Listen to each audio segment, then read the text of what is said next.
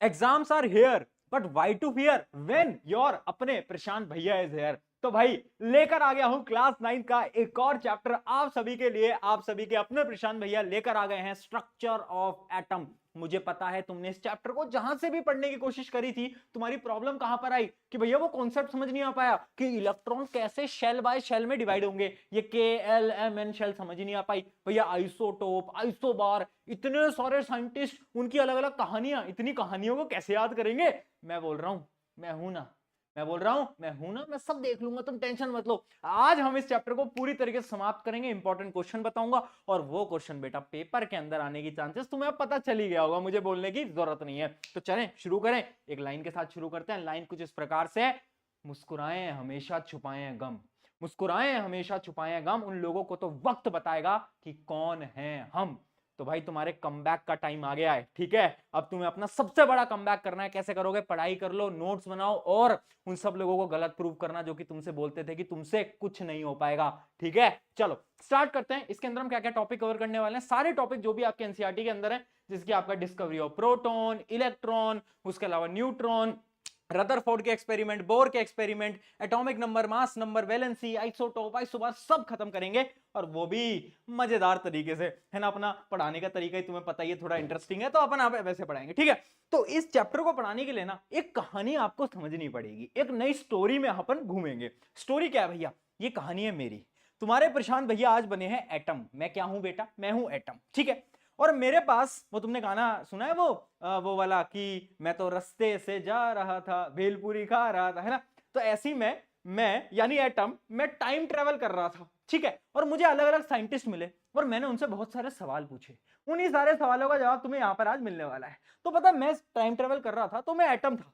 तो मैं घूमते घूमते गया और मुझे सबसे पहले मिले डेल्टन भैया। कौन मिले बेटा? डेल्टन भैया। मैंने बोला डेल्टन भैया एक बात बताओ, मैं कौन मैं कौन मैं हूं कौन? एटम क्या है? तो डेल्टन भैया ने बोला बड़े जोरदार तरीके से, एटम इज इनडिविजिबल, ठीक है। उन्होंने बोला कि एटम स्मॉलेस्ट पार्टिकल है, ऐसा पार्टिकल है जिसको कभी भी तोड़ा नहीं जा सकता। ये बहुत साल पहले, कब? 1808 के अंदर डेल्टन ने अपनी एटॉमिक थ्योरी दी, जिसके अंदर डेल्टन भैया ने ये बोला कि एटम्स आर इनडिविजिबल, यानी उनको तोड़ा नहीं जा सकता। तो मैंने कहा ठीक है, डेल्टन भैया ने बोला है मुझे तोड़ा नहीं जा सकता, तो मैं तो खुश हो गया। मैंने कहा आई एम इंडिविजुअल, मैं स्मॉलेस्ट पार्टिकल हूं, मैं खुश हो गया। मैंने कहा ठीक है भाई, जिंदगी मस्त है अब तो। फिर मैं आगे चला और जब मैं थोड़ा आगे गया तो मेरी तो भैया जिंदगी पलट गई, दुनिया पलट गई, क्योंकि मुझे पता चला डेल्टन भैया तो झूठे थे। डेल्टन भैया तो क्या थे? झूठे थे। कैसे पता चला? तो जब मैं टाइम ट्रेवल कर रहा था तो मैं थोड़ा और आगे गया। जब मैं 1897 में गया तो मुझे मिले कौन? मुझे मिले थॉमसन। तो थॉमसन भैया से मैंने जाकर पूछा, थॉमसन भैया यार मैं कौन?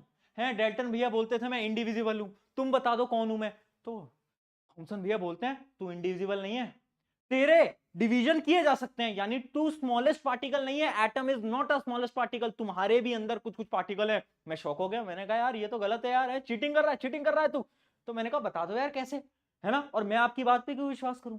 तो जो थॉमसन थे ना, उन्होंने एक एक्सपेरिमेंट करा जिस एक्सपेरिमेंट का नाम है कैथोड रे एक्सपेरिमेंट। और बेटा इंपॉर्टेंट है, 11th क्लास में इसको एकदम तुम डिटेल में पढ़ने वाले हो। तो यहां पर मैं आपको एक छोटे से डायग्राम की मदद से समझाने की कोशिश करता हूं। वैसे अभी तुम्हारे पेपर में नहीं आता, ये 11th क्लास में ज्यादा आता है। तो देखो उसने क्या करा, जो अपने थॉमसन जी है, उन्होंने क्या करा, उन्होंने कैथोड रे एक्सपेरिमेंट करा। उन्होंने क्या करा, एक दो रॉड ली, यहां पर एक रॉड ली जो था आपकी कैथोड, यहां पर अगर आप देख पा रहे हो यहां पर है कैथोड, ठीक है, इस जगह पर। और एक दूसरी जगह यहां पर क्या है, यहां पर है एनोड, ठीक है। दो रॉड इन्होंने ली।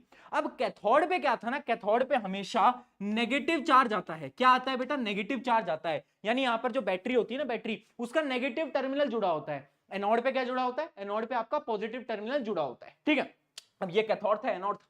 अब हुआ क्या ना, ध्यान से देखना बेटा, ये जो अपने थॉमसन जी हैं, इन्होंने ना यहां पर एक स्क्रीन किसकी थी? स्क्रीन थी जिंक सल्फाइड की। अभी तुम्हें समझने की जरूरत नहीं है। जिंक सल्फाइड की ना एक प्रॉपर्टी होती है, जब भी कोई इलेक्ट्रिकल पार्टिकल आता है ना तो चमकने लगता है, ग्लो करने लगता है। तो उन्होंने वो स्क्रीन लगाई और उन्होंने क्या करा, इसके अंदर प्रेशर तो बहुत कम कर दिया, एकदम लो प्रेशर कर दिया। और इस ट्यूब के अंदर जो वोल्टेज है ना, वोल्टेज वो बहुत ज्यादा कर दिया। तो क्या हुआ, थोड़ी देर बाद ये जो स्क्रीन थी ना बेटा, ये ग्लो करने लग गई, ये चमकने लग गई। तो थॉमसन खुश हो गए। थॉमसन को यह पता चल गया कि अगर स्क्रीन ग्लो कर रही है, इसका साफ मतलब है कि यहां से कुछ चार्ज पार्टिकल आ रहे हैं, इस पे टकरा रहे हैं, जिनकी मदद से वो स्क्रीन ग्लो कर रही है। और कैसे चार्ज पार्टिकल है? Negative charge particle. क्यों? क्योंकि यहां पर क्या था बेटा? यहां पर था आपका, अरे बोल दो यार, यहां पर आपका क्या है? आपका है कैथोड। और कैथोड कैसा है? कैथोड में क्या है? नेगेटिव चार्ज आपका कनेक्ट करा हुआ है, तो यहां पर नेगेटिव चार्जेस जो है वो जा रहे थे। और यही आपके थॉमसन जी ने बोला कि जो एटम होते हैं उनके अंदर और भी पार्टिकल होते हैं, यानी एक नेगेटिव चार्ज पार्टिकल होता है जिसको अपन बोलते हैं इलेक्ट्रॉन। मैंने कहा वाह यार, मेरे अंदर इलेक्ट्रॉन भी है, क्या बात है ना। मतलब मजाक से हटके उन्होंने बताया कि एक और पार्टिकल है एटम के अंदर जो कि नेगेटिव चार्ज है, जिसको अपन क्या बोलते हैं? इलेक्ट्रॉन। अब याद रखना, सवाल क्या आता है, ये जो जे थॉमसन ने जो पूरा का पूरा एक्सपेरिमेंट करा ना, इसकी कंडीशंस क्या थी? सबसे पहली कंडीशन इसकी क्या थी? याद रखना, इन्होंने एक वैक्यूम ट्यूब ली। क्या ली बेटा? एक वैक्यूम ट्यूब ली, ठीक है। और उस वैक्यूम ट्यूब के अंदर उन्होंने क्या करा? उन्होंने वोल्टेज को तो एकदम हाई कर दिया, हाई वोल्टेज कर दिया, और जो प्रेशर है ना, प्रेशर वो एकदम लो कर दिया। तो जो दो कंडीशन है ना इंपॉर्टेंट, जो कि तुम्हारे पेपर में बेटा सवाल आएगा, देख ले। अरे भाई यार, तुम डिस्ट्रैक्टेड कैसे हो जाते हो? लेक्चर शुरू हो इतना सा समय हुआ है और तुम इधर उधर घूम रहे हो। अरे यार थोड़ा सा फोकस बनाए रखो, हैं? फोकस। इन सारी चीजों को दिल में याद कर लो, और अगर बेटा दिल में याद नहीं कर पा रहे तो दिमाग में कर लो, क्योंकि दिमाग तो तुम्हारा ऑलरेडी खाली है ना। तो जहां पे भी याद करने पर कर लो, ठीक है। तो क्या है? लो प्रेशर और आपका हाई वोल्टेज, ये दो कंडीशन थी जिसकी मदद से उन्होंने एक्सपेरिमेंट करा, जिसका नाम था कैथोड रे एक्सपेरिमेंट। इससे क्या पता चला? इससे यह पता चला कि एक नेगेटिव चार्ज पार्टिकल है, और उस चार्ज पार्टिकल का नाम क्या है? इलेक्ट्रॉन। मुझे पता चल गया भैया मेरे अंदर इलेक्ट्रॉन भी है, क्या बात है भैया, है प्रशांत भैया के अंदर इलेक्ट्रॉन, वाह। ठीक है, तो इन्होंने बता दिया था कि एटम को डिवाइड कर सकते हैं, उसके अंदर एक इलेक्ट्रॉन भी है, ठीक है। अब मैं और आगे बढ़ा, है ना, उससे मैं टाइम ट्रेवल कर रहा हूं ना बेटा, मैं टाइम ट्रेवल कर रहा हूं, तो मैं और आगे बढ़ा, मैंने और चीजें सुनी, बट उससे पहले इलेक्ट्रॉन की कुछ प्रॉपर्टीज बता देता हूं, और ये इंपॉर्टेंट है। सबसे पहली चीज, इलेक्ट्रॉन क्या है? नेगेटिवली चार्ज पार्टिकल है, आपको मैंने बता ही दिया। उसके अलावा एक इलेक्ट्रॉन का चार्ज पता है कितना होता है? 1.6 इंटू 10⁻⁻19 कूलम्ब। इस वैल्यू को बेटा याद कर लेना, है ना। पेपर में आए ना आए, बट अगले साल तो इंपॉर्टेंट है, जब तुम 10th क्लास पढ़ोगे ना, तो तुम्हारे लिए बहुत इंपॉर्टेंट है, ये तुम्हें याद करना ही पड़ेगा। तो आज ही कर लो, 1.6 इंटू 10⁻⁻19। और यहां पर माइनस का साइन क्यों है? क्योंकि इलेक्ट्रॉन कैसा है? नेगेटिव है। बहुत बढ़िया। अच्छा, इसका मास क्या होता है? इलेक्ट्रॉन का मास नेग्लिजिबल होता है, यानी कुछ ना होने के समान होता है ना। जैसे तुम हो और तुम्हारी क्रश है, तुम्हारी क्रश की जिंदगी में जो तुम्हारी वैल्यू है नेग्लिजिबल, है ना। उसी प्रकार से यहां पर भी मास ऑफ इलेक्ट्रॉन अपने लिए नेग्लिजिबल है। क्यों? देखो 9.1 इंटू 10⁻⁻31 kg, -31 तो बहुत छोटा हो गया, तो उसका मास हम नेग्लेक्ट करके रखते हैं, ठीक है। सिंबल क्या होता है इलेक्ट्रॉन का? इस प्रकार से हम उसका सिंबल बनाते हैं, बहुत ज्यादा छोटा होता है और न्यूक्लियस के आउटसाइड मिलता है। अभी इस पॉइंट की तरफ आप गौर मत फरमाओ, इसके बारे में हम आगे बात करेंगे, अभी टेंशन नहीं लेनी। अभी बस ये ऊपर के 3-4 पॉइंट समझ गए। क्या बताया? मैं टाइम ट्रेवल कर रहा था, मुझे मिले थॉमसन बाबा, मैंने कहा थॉमसन बाबा कुछ बताओ, तो उन्होंने बोला कैथोड रे एक्सपेरिमेंट है, और एक नेगेटिव चार्ज पार्टिकल है तेरे अंदर जिसका नाम है इलेक्ट्रॉन। इलेक्ट्रॉन की प्रॉपर्टी समझ गए, ठीक है। अब अच्छा, एक एक्सपेरिमेंट और हुआ था, है ना, और वो जो एक्सपेरिमेंट था ना, वो पता किसने करा था? वो करा था आपके ई गोल्डस्टन। ई गोल्डस्टन ने, और ई गोल्डस्टन ने भी सेम एक्सपेरिमेंट करा था। जैसे आपको याद है ना, कैथोड रे, ऐसे पार्टिकल आया, फिर वो चमकने लग गई स्क्रीन, ऐसे ही पार्टिकल, ऐसे ही उन्होंने एक एक्सपेरिमेंट करा था। बट उन्होंने पता है किसकी मदद से करा था? उन्होंने करा था आपके एनोड की मदद से। किसकी मदद से? एनोड रे एक्सपेरिमेंट अपन उसको बोलते हैं, या फिर अपन उसको कैनाल एक्सपेरिमेंट भी बोलते हैं। कैनाल रे एक्सपेरिमेंट या फिर एनोड, है ना, एनोड रे एक्सपेरिमेंट। उसमें क्या हो रहा था? जे थॉमसन ने क्या करा? उन्होंने एक्सपेरिमेंट करा था किसकी मदद से? कैथोड की मदद से, इन्होंने एनोड की मदद से। तो इनको जो एक्सपेरिमेंट में मिला ना, वो पता क्या था? इनको ये पता चला कि नेगेटिव चार्ज के साथ साथ एक पॉजिटिव चार्ज भी होता है, क्योंकि इस एक्सपेरिमेंट के अंदर भी स्क्रीन ग्लो करने लग गई थी। आपके सिलेबस के अंदर बेटा एक्सपेरिमेंट नहीं है, पढ़ने की कोई जरूरत नहीं है ना, बड़ी क्लासेस में पढ़ते हो। अभी आप बस नाम याद रखना, नाम क्या है? एनोड रे एक्सपेरिमेंट या फिर कैनाल रे एक्सपेरिमेंट। इससे क्या पता चला था? इससे पता चला कि एक पॉजिटिव चार्ज पार्टिकल भी है। मैंने पूछा क्या है? मेरे अंदर नेगेटिव पार्टिकल भी है, पॉजिटिव भी है, क्या बात है यार, है। तो क्या नाम है उस पॉजिटिव चार्ज पार्टिकल का? तो उन्होंने उसका नाम दिया प्रोटॉन। क्या नाम दिया बेटा? प्रोटॉन। उन्होंने कहा प्रोटॉन नाम की एक चीज है जो कि क्या है? Positive, electron negative. अच्छा, प्रोटॉन का जो चार्ज होता है वो पता है कितना होता है? उतना ही होता है जितना इलेक्ट्रॉन का होता है, बट ये पॉजिटिव, वो नेगेटिव। तो इसका चार्ज होता है 1.6 इंटू 10⁻⁻⁻19 कूलम, सेम है, बस ये पॉजिटिव होता है, ठीक है। इसका जो मास होता है ना बेटा, वो ज्यादा होता है as compare to electron. Electron का तो कुछ मास नहीं होता था, बट इसका मास होता है कितना? 1.673 इंटू 10⁻⁻24। इन वैल्यूज को अभी याद करने की जरूरत नहीं है, आपको इतनी जरूरत नहीं पड़ने वाली, ठीक है, इसलिए बता रहा हूं, याद मत करना।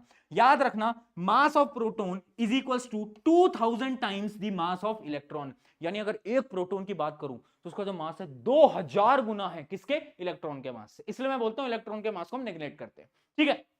समझ आ गया, इतना समझ आ गया। कहानी में क्या हुआ, मैं तो रास्ते से जा रहा था, टाइम ट्रेवल कर रहा था, मुझे कौन मिला, सबसे पहले मुझे कौन मिला बेटा बताओ, हैं? जब मैंने देखा कि अच्छा यार इन्होंने मुझे बताया कि मेरे को तो कोई डिवाइड ही नहीं कर सकता, फिर मैं आगे बढ़ा, मुझे थॉमसन बाबा मिले। थॉमसन बाबा ने बोला अरे तेरे को डिवाइड कर सकते हैं, क्यों नहीं कर सकते, इलेक्ट्रॉन है तेरे अंदर। फिर मैं और आगे गया, गोल्डस्टोन बाबा मिले, उन्होंने बोला यार तेरे अंदर तो पॉजिटिव पार्टिकल भी है। मैंने कहा वाह यार, है।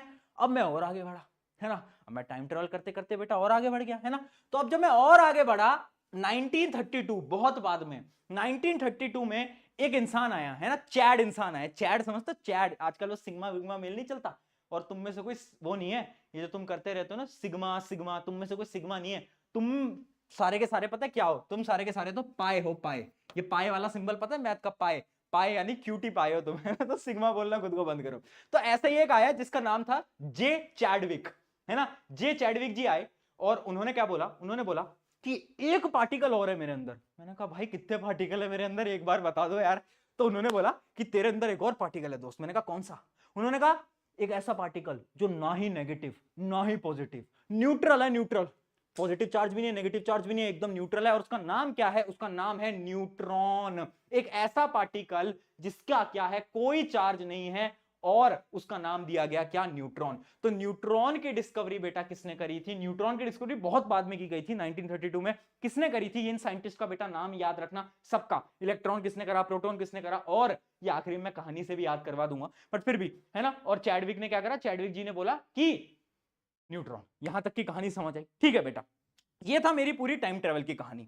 बट इस टाइम ट्रेवल की कहानी के बीच में ना कुछ चीजें मिसिंग है, वो मैं आपको बताता हूं। बट इस टेबल की मदद से बेटा ये याद रखना कि जो इलेक्ट्रॉन का चार्ज है वो नेगेटिव होता है, प्रोटॉन का पॉजिटिव होता है, और न्यूट्रॉन का क्या होता है, एकदम जीरो होता है। जो मास होता है इलेक्ट्रॉन का वो नेग्लिजिबल होता है, ऑलमोस्ट जीरो।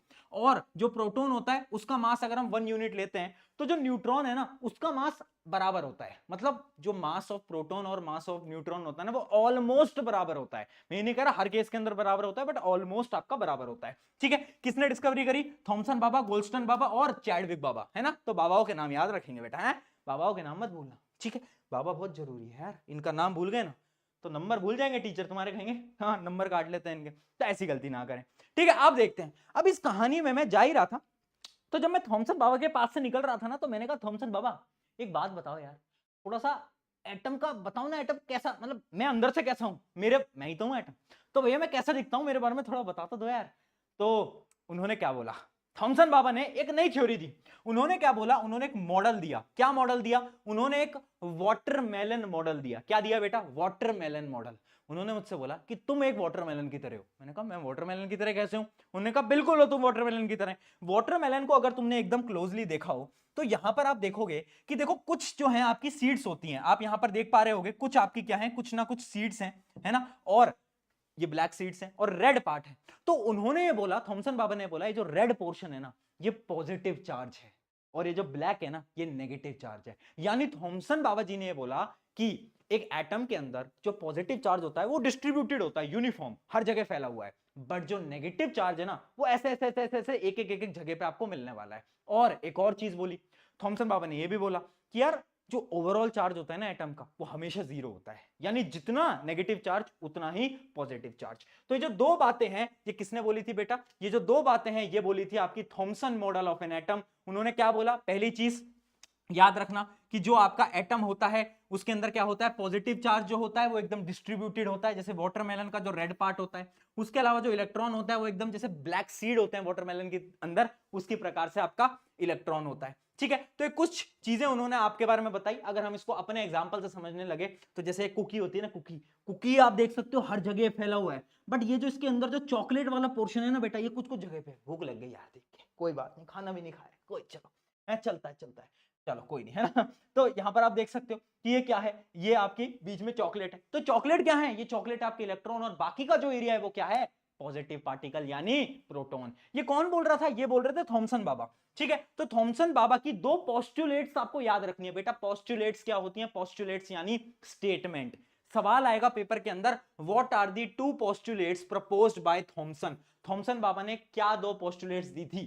तो याद रखना, पहली पोस्टुलेट उन्होंने दी क्या? इन an atom consist of positive charge sphere and electron embedded in it. यानी वाटरमेलन की तरह एक एटम होता है जिसमें पॉजिटिव चार्ज फैला हुआ है और इलेक्ट्रॉन जो नेगेटिव चार्ज है वो उसके अंदर एक एक एक एक ऐसे एम्बेड किया होता है, मतलब पड़ा होता है अंदर। उसके अलावा negative and positive charges are equal, यानी उनका जो मैग्नीट्यूड है वो एकदम बराबर है, कोई टेंशन नहीं है। इतना तो भैया समझ आ गया, ये तो बहुत बढ़िया है। तो थॉमसन बाबा ने अपनी थ्योरी दे दी। मैंने कहा थैंक यू थॉमसन बाबा, सल्यूट है आपको, है आपने मेरी डिस्कवरी में बहुत साथ दिया मेरा। अब अच्छा चलता हूं, दुआओं में याद रखना। तो अब मैं आगे बढ़ा, जीवन में आगे बढ़ता रहना चाहिए बेटा, है ना। तो एक क्वेश्चन और देख लेते हैं आगे बढ़ने से पहले। क्या है? On what basis Thomson model of an atom explain how the atomic neutral as a whole. यानी ये देखो, ये क्वेश्चन देखो, क्या क्वेश्चन में पूछ रहा है कि थॉमसन ने कैसे बताया कि जो एटम है ना वो न्यूट्रल है। कैसे बताया? बस आपको एक्सप्लेन करना था। इस क्वेश्चन के अंदर आपको एक्सप्लेन करना था एटम के अंदर क्या है, पॉजिटिव चार्ज भी होता है, नेगेटिव चार्ज भी होता है, उन दोनों का मैग्नीट्यूड बराबर होता है। और इस हिसाब से थॉमसन बाबा ने बताया। क्या बताया? अच्छा, थॉमसन बाबा बाबा मत लिख के आ जाना पेपर के अंदर, कभी तुम पिटवाओ मुझे भी और खुद को भी, है ना। तो उन्होंने बताया कि जो ओवरऑल जो चार्ज है वो एकदम जीरो होता है, यानी न्यूट्रल होता है। चलिए अब मैं और आगे बढ़ा, है ना, जीवन में आगे बढ़ते रहना चाहिए। मैं और आगे बढ़ा और अब मुझे रदरफोर्ड मिले। ये बड़े ज्ञानी इंसान थे। तो इन्होंने क्या करा, इन्होंने बोला यार मेरे पास ना कुछ एक्सपेरिमेंट है करने को। मैंने कहा रदरफोर्ड जी कर दो, आपको जब मन है आप वो एक्सपेरिमेंट कर दो। तो इन्होंने one of the most important experiment करा, और तुम्हारे सिलेबस का भी सबसे इंपॉर्टेंट एक्सपेरिमेंट है फोकस फोकस फोकस। बेटा फोकस फोकस मेरे पे नहीं यार, स्क्रीन पे। कहां फोकस? उस पीछे स्क्रीन पे फोकस, ठीक है। अब ध्यान से एकदम एकदम फोकस पे आ जाओ। देखो इन्होंने क्या बोला, इन्होंने एक एक्सपेरिमेंट दिया जो कि है गोल्ड फॉइल एक्सपेरिमेंट। अब देखना बेटा, इनको ना ये प्रूव करना था कि जो एटम का जो स्ट्रक्चर होता है ना वो वैसा नहीं होता जैसे कि थॉमसन बाबा ने बताया। थॉमसन बाबा ने क्या बताया कि पूरा पॉजिटिव है, बीच में ऐसे ऐसे ऐसे नेगेटिव है। इनकी थोड़ी दुश्मनी थी, है ना, थॉमसन बाबा से। तो इन्होंने बोला गलत बोल रहा है, मैं प्रूव करूंगा। तो इन्होंने क्या करा, इन्होंने एक गोल्ड फॉइल ली, ठीक है, इन्होंने गोल्ड फॉइल ली और इन्होंने एक्सपेरिमेंट का नाम रख दिया गोल्ड फॉइल एक्सपेरिमेंट। मैं आपको थोड़ा सा स्क्रीन में जूम करके दिखाता हूं। देखो उन्होंने यहां पर एक थिन गोल्ड फॉइल ली, है ना, और यहां पर उन्होंने क्या करा, एक ऐसी चीज बनाई जिससे कि क्या आ रहे हैं, जिससे कि आपके अल्फा पार्टिकल्स आ रहे हैं। अल्फा पार्टिकल क्या होते हैं बेटा? भैया अल्फा पार्टिकल पहली बार सुन रहा हूं यार, हैं? अरे रुक जा यार, मैं समझा तो रहा हूं, रुक तो। अल्फा पार्टिकल होते हैं हीलियम के डबल चार्ज पार्टिकल। हीलियम पता है ना बेटा, हीलियम क्या होता है? एक प्रकार का आपका एलिमेंट है, हाइड्रोजन हीलियम। हाँ, तो हीलियम के जो डबल चार्ज पार्टिकल होते हैं, यानी He2+, डबल चार्ज पार्टिकल, है ना, वो आपका कहलाता है आपका अल्फा पार्टिकल। यानी अगर आपको कुछ भी याद नहीं रहता, आप बस इतना याद रखो, alpha particle is a positive charge particle, बस इससे भी काम चल जाएगा, ठीक है। तो अल्फा पार्टिकल उसने क्या करे, यहां पर अल्फा पार्टिकल है जो कि पॉजिटिव चार्ज पार्टिकल है। उन्होंने क्या करा, एक बीम बना दी, जैसे वो नहीं होती बंदूक होती है, बंदूक, है ना, वो वाली बंदूक। तो उन्होंने यहां पर एक बंदूक से लगा दी। उस बंदूक से क्या आ रहा है, उस बंदूक से हीलियम पार्टिकल आ रहे हैं, एक के बाद एक, एक के बाद एक, एक के बाद एक। और यहां पर लगा दी गोल्ड फॉइल, और गोल्ड फॉइल एकदम पतली गोल्ड फॉइल लगा दी इन्होंने, पतली, है ना। और तुम्हारे मन में सवाल उठ रहा है कि यहां पर सिर्फ गोल्ड की फॉइल क्यों ली? क्या अमीर थे क्या रदरफोर्ड? अमीर थे क्या? अरे अमीर अमीर नहीं थे, गोल्ड फॉइल इसलिए ली क्योंकि उसके कुछ एडवांटेजेस होती हैं, वो मैं आगे बताऊंगा, ठीक है। तो गोल्ड फॉइल लगा दी। अब देखना बेटा क्या किया, अब उन्होंने यहां से क्या करे, ये पार्टिकल जा रहे हैं, देख पा रहे हो, ये पार्टिकल जा रहे हैं। अब उन्होंने देखा कि बहुत सारे पार्टिकल तो पास हो गए, यहां से डायरेक्टली पास हो गए, यानी पार्टिकल गए और गोल्ड फॉइल से पास करके आगे चले गए। बट यहां तक तो सब सही चल रहा था। थोड़ी देर बाद वो क्या देखते हैं, कुछ पार्टिकल टकराए और डेविएट हो गए। डेविएट यानी कभी मुड़ गए, कभी यहां आ गए, कभी यहां आ गए, कभी यहां आ गए, यानी कुछ पार्टिकल अपनी डायरेक्शन में इधर उधर इधर उधर हो गए। कह रहे यार ये क्या हो रहा है, ये क्या हो रहा है। और उसके बाद वो शॉक तब हुए जब एक पार्टिकल जो कि गया और वो वापस आया, यानी टकराया, ये टकराया और ये वापस आया। ऐसा नहीं होता कि जब तुम जाते हो, है ना, तुम्हारे दोस्त तुमसे बोलता है अरे जा जा जा, बात कर ले, उससे बात कर ले, है ना, तो तुम कॉन्फिडेंस में आके बात करने चले तो जाते हो, पर जैसे ही बात करने जाते हो देख के वो इंट्रोवर्ट वाला अंदर से तुम्हारा जाग जाता है, तुमसे बात नहीं होती, फिर तुम ऐसे पीछे मुड़ के वापस आ जाते हो, है ना। उसी प्रकार से यहां पर अल्फा पार्टिकल गया और अल्फा पार्टिकल वापस आ गया। अभी शॉक हो गया यार, अल्फा पार्टिकल खुद से वापस कैसे आ गया। और तब इन्होंने बहुत सारी स्टेटमेंट्स दी और बहुत सारे रीजन बताए और बहुत सारी चीजों से उन्होंने बताया कि एटम का स्ट्रक्चर कैसा होता है, और वही हमें पढ़ना है। ये एक्सपेरिमेंट तो समझ में आ गया, अल्फा पार्टिकल, गोल्ड फॉइल, ठीक है, बहुत सारे पार्टिकल क्या कर गए, पास डाउन कर गए, कुछ पार्टिकल डिफ्लेक्ट कर गए और एक पार्टिकल वापस आ गया। ठीक है, ये था आपका क्या, ये होता है आपका रदरफोर्ड का एक्सपेरिमेंट। ठीक है, रदरफोर्ड मॉडल ऑफ एटम। ठीक है, तो इसको थोड़ा सा और डिटेल में समझते हैं। यहां पर आप देख सकते हो, यहां पर एक थोड़ा 3D तरीके से आपको दिख रहा होगा कि जैसे कि मान लो एक गोल्ड फॉइल है, यहां से क्या आ रहे हैं, यहां से आपके अल्फा पार्टिकल आ रहे हैं, अल्फा पार्टिकल आए आए आए, बहुत सारे तो पास कर गए पास कर गए पास कर गए पास कर गए, देख पा रहे हो, पास कर गए, कुछ आए डेविएट हो गए, कुछ आए डेविएट हो गए, और एक जो आया और वापस से ये चला गया। देखो ये आया, ये वापस गया, है ना। गोल्ड फॉइल किससे बना है बेटा, गोल्ड फॉइल एटम से ही तो बना है। गोल्ड फॉइल क्या होता है, एटम के ही तो बनता है ना फॉइल। गोल्ड गोल्ड कोई भी एटम है किससे बना है, कोई भी एलिमेंट एटम से ही तो बनता है। तो ये एटम आपको दिख रहे हैं, है ना, टकरा रहे हैं, पास हो जा रहे हैं, बट कुछ रिफ्लेक्ट कर जा रहे हैं। ठीक है, अब यहां पर एक सवाल मैंने आपको पूछा कि रदरफोर्ड ने सिर्फ और सिर्फ गोल्ड फॉइल को ही क्यों इस्तेमाल करा, है ना, क्यों गोल्ड फॉइल को इस्तेमाल करा, ऐसा क्या था, है ज्यादा अमीर था क्या? मैंने कहा नहीं, ज्यादा अमीर नहीं था। गोल्ड की एक प्रॉपर्टी होती है बेटा, और ये क्वेश्चन बड़ा इंपॉर्टेंट है कि रदरफोर्ड ने क्यों गोल्ड को करा, क्योंकि एक प्रॉपर्टी होती है जिसको अपन बोलते हैं मेलिएबिलिटी, यानी the property of converting into thin sheets.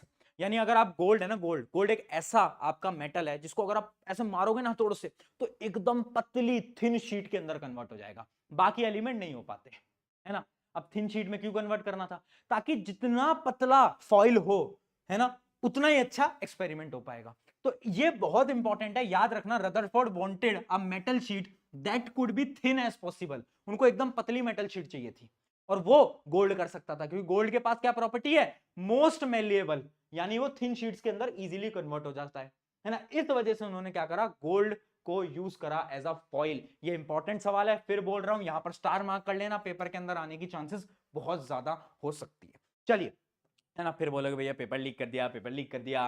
अरे भाई पता है, जब टफ क्वेश्चन ऐसा आता है स्कूलों के अंदर तो बताऊंगा नहीं कि तुमको, है ना, पेपर लीक नहीं करता, और करता हूं तो आगे बढ़ो है ना। अब देखते हैं ऑब्जर्वेशन।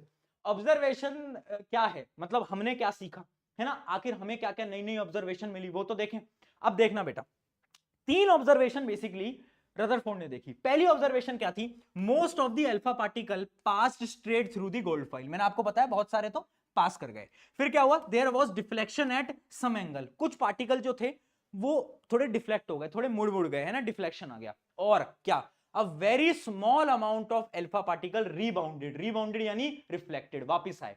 यानी कितना स्मॉल अमाउंट है, अगर 12,000, देखना बेटा, अगर 12,000 अल्फा पार्टिकल जाएंगे ना, तो केवल और केवल एक अल्फा पार्टिकल है जो कि वापस आएगा, है ना, बाकी सब या तो सीधे निकल जाएंगे या तो डिफ्लेक्ट हो जाएंगे, है ना। तो 12,000 में से एक जो है वो रिफ्लेक्ट कर जाएगा।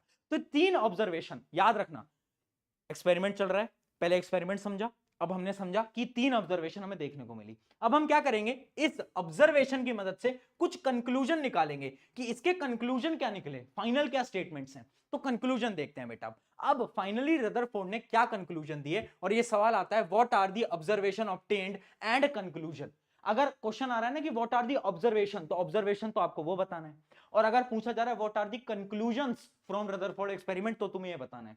ये चीज मैं इसलिए बता रहा हूं क्योंकि मूर्ख बालकों, बच्चे गलती करते हैं, पेपर में सवाल आता है व्हाट आर दी ऑब्जर्वेशन, उसके अंदर वो ये लिख के आते हैं कि कंक्लूजन लिखे आते हैं। भैया ऑब्जर्वेशन वो है जो अभी बताई, ये कंक्लूजन है, याद रखेंगे। ठीक है, कंक्लूजन क्या है, पहली चीज मोस्टली एम्प्टी स्पेस, यानी रदरफोर्ड भैया ने ये बोला कि क्योंकि बहुत सारे अल्फा पार्टिकल पास हो गए, इसका साफ मतलब है, इसका साफ मतलब है कि जो आपका जो एटम है ना, एटम एटम खाली है, एटम की स्पेस खाली है। इमेजिन करो एक बैलून है, अगर वो बैलून खाली है तो कोई भी चीज उसमें से पास कर जाएगी, पास कर जाएगी ना बेटा, है ना। अगर एयर है तो एयर क्या है, एयर खाली है तो उसमें से आप ऐसे पास कर सकते हो। मान लो सामने एक पत्थर रख दिया, तो क्या पत्थर को पास कर सकते हो, नहीं कर सकते। सिमिलरली एटम की जो मोस्ट ऑफ द स्पेस है वो खाली है, तभी बहुत सारे आपके जो अल्फा पार्टिकल थे वो पास कर गए। पहला कंक्लूजन तो ये। अगला, पॉजिटिव चार्ज न्यूक्लियस, यानी अगली चीज उन्होंने ये बोली कि एटम के पास एक ऐसी जगह है जिसके अंदर क्या है, बहुत सारा मास स्टोर्ड है, यानी बहुत सारा पॉजिटिव चार्ज स्टोर्ड है, और उसी को उन्होंने नाम दिया न्यूक्लियस। क्या नाम दिया, न्यूक्लियस। एक ऐसी चीज है हर एक एटम के पास जिसकी वजह से अल्फा पार्टिकल जा रहे हैं और टकरा रहे हैं। इसका साफ मतलब है कि एटम के पास कुछ तो ऐसा है जिसके पास मास है और चार्ज है, है ना, मास है और चार्ज है, और उसी को ही उन्होंने नाम दिया क्या बेटा, उनको उन्होंने नाम दिया न्यूक्लियस। याद रखना न्यूक्लियस क्या है, एक ऐसी चीज एटम के अंदर जिसके पास क्या है, पॉजिटिव चार्ज है और मास भी है, मास और पॉजिटिव चार्ज। और एटम का जो सारा का सारा मास है वो ऑलमोस्ट कहां प्रेजेंट होता है, वो न्यूक्लियस के अंदर ही प्रेजेंट होता है। ये अगली चीज देखते हैं, न्यूक्लियस साइज। अगली ऑब्जर्वेशन हमें ये देखने को मिली कि न्यूक्लियस तो है बट बहुत छोटा है, क्योंकि तुमने देखा ना कि 12,000 में से सिर्फ एक पार्टिकल वापस गया, न्यूक्लियस से टकराया तभी तो वापस गया। अरे एक बात बता, अल्फा पार्टिकल क्या है, पॉजिटिव चार्ज, न्यूक्लियस के अंदर क्या है, पॉजिटिव चार्ज, पॉजिटिव पॉजिटिव क्या करेंगे बेटा, रिपेल करेंगे, है ना, ये तो पढ़ा है 8th क्लास के अंदर, रिपेल करेंगे। तो न्यूक्लियस है तो बट बहुत छोटा है, और यही है न्यूक्लियस साइज, यानी न्यूक्लियस इज एक्सट्रीमली स्मॉल। ये तीसरा कंक्लूजन। चौथी चीज क्या है, मास कंसंट्रेशन, जो कि मैं आपको ऑलरेडी बता चुका हूं कि जितना भी मास है ना एटम का, वो कहां पर है, वो आपका न्यूक्लियस के अराउंड क्या है, स्टोर्ड है। बाकी जो आपका पूरा एटम है वो एम्प्टी है। ठीक है, तो ये 3-4 चीजों को याद रखना। पहला क्या है, ज्यादातर स्पेस एकदम एम्प्टी है। फिर एक चीज हमें पता चली जो कि है न्यूक्लियस, जिसके अंदर बहुत सारा मास है, साथ साथ में पॉजिटिव चार्ज है। फिर हमें पता चला न्यूक्लियस का साइज एकदम छोटा है, एकदम छोटा सा है। और हमें क्या पता चला, मास कंसंट्रेशन, यानी जो जितना भी मास है वो न्यूक्लियस के अंदर क्या है, कंसंट्रेटेड है। ये 4 ऑब्जर्वेशन क्या समझ आया? आया तो जल्दी बताओ, मैं 1 मिनट पानी पी के आता हूं, जल्दी। आ गया ना समझ में? इतना डन है। चलो, ये कंक्लूजन्स आपको यहां पर एकदम समझ आ गए कि क्या क्या कंक्लूजन थे, है ना। उसके अलावा अगर हम बात करें कि फीचर्स क्या हैं, मतलब जो रदरफोर्ड के एक्सपेरिमेंट हुए ना, उसके फाइनल फीचर्स क्या हैं, तो वही है कंक्लूजन, फीचर एक ही बात है। तो फीचर क्या क्या पता चले, पहली चीज, there is a positive placed nucleus. पहली चीज क्या पता चली कि न्यूक्लियस है, हर एक एटम के पास न्यूक्लियस है ना, हमें पता चल गई न्यूक्लियस है। और न्यूक्लियस का साइज छोटा है, हमें ये भी पता चला। अगली चीज हमें क्या पता चली, ये बताया था रदरफोर्ड ने, क्या बताया कि electron revolve round nucleus in a well defined orbit. यानी रदरफोर्ड ने एक और स्टेटमेंट दी, उन्होंने ये तो बताया कि ठीक है न्यूक्लियस है, पर उन्होंने ये भी बताया कि जो इलेक्ट्रॉन्स है ना वो घूम रहे हैं, किसके अराउंड, वो घूम रहे हैं आपके किसके अराउंड, न्यूक्लियस के अराउंड, ये भी बताया। उसके अलावा क्या बताया, size of nucleus is very small. तो याद रखना, पहला क्या था, पहला था हमारा ऑब्जर्वेशन, फिर हमने बात करी कंक्लूजन, और फाइनली हमने बात करी रदरफोर्ड का आपका जो फीचर्स हैं, जो रदरफोर्ड ने फाइनल जो मॉडल दिया है उसके क्या क्या फीचर्स हैं। ठीक है, तो कंफ्यूज मत होना, ऑब्जर्वेशन, कंक्लूजन और फाइनल है जो रदरफोर्ड ने फाइनल जो बताया कि ये फीचर्स हैं, मैं जो मॉडल दे रहा हूं उसके फीचर हैं। क्या क्या फीचर हैं, पहली चीज, एक न्यूक्लियस नाम की चीज होती है जिसमें सारा का सारा मास स्टोर्ड है, न्यूक्लियस का जो साइज है वो बहुत छोटा होता है, और इलेक्ट्रॉन्स जो हैं वो न्यूक्लियस के अराउंड आपके घूमते हैं ऑर्बिट्स के अंदर। ठीक है, ये 3 चीजें आपके किसने दी, रदरफोर्ड ने। मैंने कहा ठीक है रदरफोर्ड जी, बहुत बहुत धन्यवाद आपका, अच्छा चलता हूं, दुआओं में याद रखना। चलिए, तो हम रदरफोर्ड से अब आगे बढ़ जाते हैं, है ना। और अब मैं थोड़ा सा आगे बढ़ रहा था तो मुझे ना एक बाबा मिलते हैं, बोर बाबा। कौन है बेटा, बोर बाबा। ठीक है, और ये जो बोर बाबा थे ना, वो ये बोलते हैं कि यार ये जो रदरफोर्ड था ना ये झूठा है। मैंने कहा यार कैसे झूठा है यार, क्या बात कर रहे हो हैं, मैं पहले वो रदरफोर्ड से मिला, उसने बोला थॉमसन झूठा है, अब मैं तुमसे मिल रहा हूं, तुम कह रहे हो रदरफोर्ड झूठा है, क्या चल रहा है भाई। मैंने कहा नहीं झूठा है। मैंने कहा कैसे झूठा है, उन्होंने कहा कि उसने जो मॉडल दिया है ना, मॉडल, उस मॉडल के अंदर ड्रॉबैक है। मैंने कहा क्या ड्रॉबैक है, क्या कमी है, तो उन्होंने बोला एक कमी है बहुत बड़ी। मैंने कहा बताओ। उन्होंने बोला रदरफोर्ड ये बोल रहा है कि इलेक्ट्रॉन घूम रहा है। मैंने कहा बिल्कुल घूम रहा है, तो अगर इलेक्ट्रॉन घूम रहा है तो कुछ समय बाद इलेक्ट्रॉन की एनर्जी कम होगी। मैंने कहा बिल्कुल कम होगी, कोई चीज एक्सेलरेट करती है तो एनर्जी कम होती है। अब जब उसकी एनर्जी कम होगी, और फिर वो न्यूक्लियस के अंदर आके मिल जाएगा, मैंने कहा बात तो आपकी सही है, अगर सारे इलेक्ट्रॉन न्यूक्लियस में आकर मिल रहे हैं तो इस हिसाब से तो एटम एग्जिस्ट ही नहीं करना चाहिए, एटम तो खत्म हो जाना चाहिए, बट एटम तो एग्जिस्ट करता है। मैंने कहा यार मेरे ही एग्जिस्टेंस पे सवाल उठा दिया इसने तो, है मेरे ही एग्जिस्टेंस, मैं ही तो एटम था, मेरे पे ही सवाल उठा दिया। मैंने कहा बात तो सही कह रहा है, रदरफोर्ड झूठा था फिर तो, है ना। तो हमें पता चला ड्रॉबैक क्या है, ड्रॉबैक याद रखना, रदरफोर्ड के अकॉर्डिंग इलेक्ट्रॉन जो थे वो रिवॉल्व करते थे round round round round, but अगर कोई भी चीज रिवॉल्व करेगी तो होगा क्या, उसकी एनर्जी कम होगी, एनर्जी के बाद क्या होगा, finally it will fall into nucleus, यानी वो न्यूक्लियस के अंदर क्या है, गिर जाएगा, है ना। बट ऐसा तो होता नहीं है, ऐसा तो कुछ भी नहीं है, क्योंकि एटम्स जो है हमारे एग्जिस्ट करते हैं। और अगर इसकी जो स्टेटमेंट है उसके हिसाब से तो बेटा क्या है, एटम बहुत ज्यादा अनस्टेबल होने चाहिए, बट एटम तो आपके स्टेबल होते हैं, है ना। तो मैंने बोला ठीक है यार रदरफोर्ड बड़ा झूठा था। तो मैंने कहा ठीक है यार, अब बौर जी आप ही बता दो यार, हैं आपको है ना वो है ना कि आपके चरणों में कोटि कोटि प्रणाम, आप बता दो यार, है ना। तो मैंने कहा ठीक है भाई। अब बोर जी ने बोला कि मैं एक नया मॉडल दूंगा। मैंने कहा 2 मॉडल। तो बोर ने एक नया मॉडल दिया। उन्होंने क्या करा, उन्होंने कुछ पोस्टुलेट्स दिए। उन्होंने क्या दिए बेटा, उन्होंने कुछ पोस्टुलेट्स दिए, यानी कुछ स्टेटमेंट्स दी। क्या है वो पोस्टुलेट्स समझना, और ये याद रखना है, बड़ा इंपॉर्टेंट है। यहां पर स्टार भी मार्क कर देता हूं। बोर की जो पोस्टुलेट्स हैं वो बहुत बार पेपर के अंदर पूछी जाती हैं। पहली स्टेटमेंट क्या दी उन्होंने, electron revolve around nucleus in a discrete orbit. यहां पर लिखा हुआ है बेटा डिस्क्रीट। डिस्क्रीट यानी स्पेशल ऑर्बिट, यानी स्टेबल ऑर्बिट, है ना। डिस्क्रीट यानी स्टेबल या फिर स्पेशल, दोनों एक ही चीज है। तो उन्होंने बोला कि जो इलेक्ट्रॉन घूम रहा है ना भैया, ये ऐसे नहीं है कि किसी भी ऑर्बिट में घूम जाएगा, ऐसा थोड़ी ना है, ये स्पेशल ऑर्बिट्स के अंदर घूम रहा है। ठीक है, पहली चीज उन्होंने बोली special orbit without emission of radiant energy, यानी ये कोई भी एनर्जी को ना बाहर ना ही दे रहा है ना ही कोई एनर्जी ले रहा है। यानी ये जो इलेक्ट्रॉन है ना, जब भी अपने स्पेशल ऑर्बिट में घूमेगा ना, तो ना ही ये किसी से एनर्जी लेगा, ना ही ये किसी को एनर्जी देगा, यानी एनर्जी का कोई भी लॉस या फिर कोई भी गेन ही नहीं होगा। ये उन्होंने पहली स्टेटमेंट दी।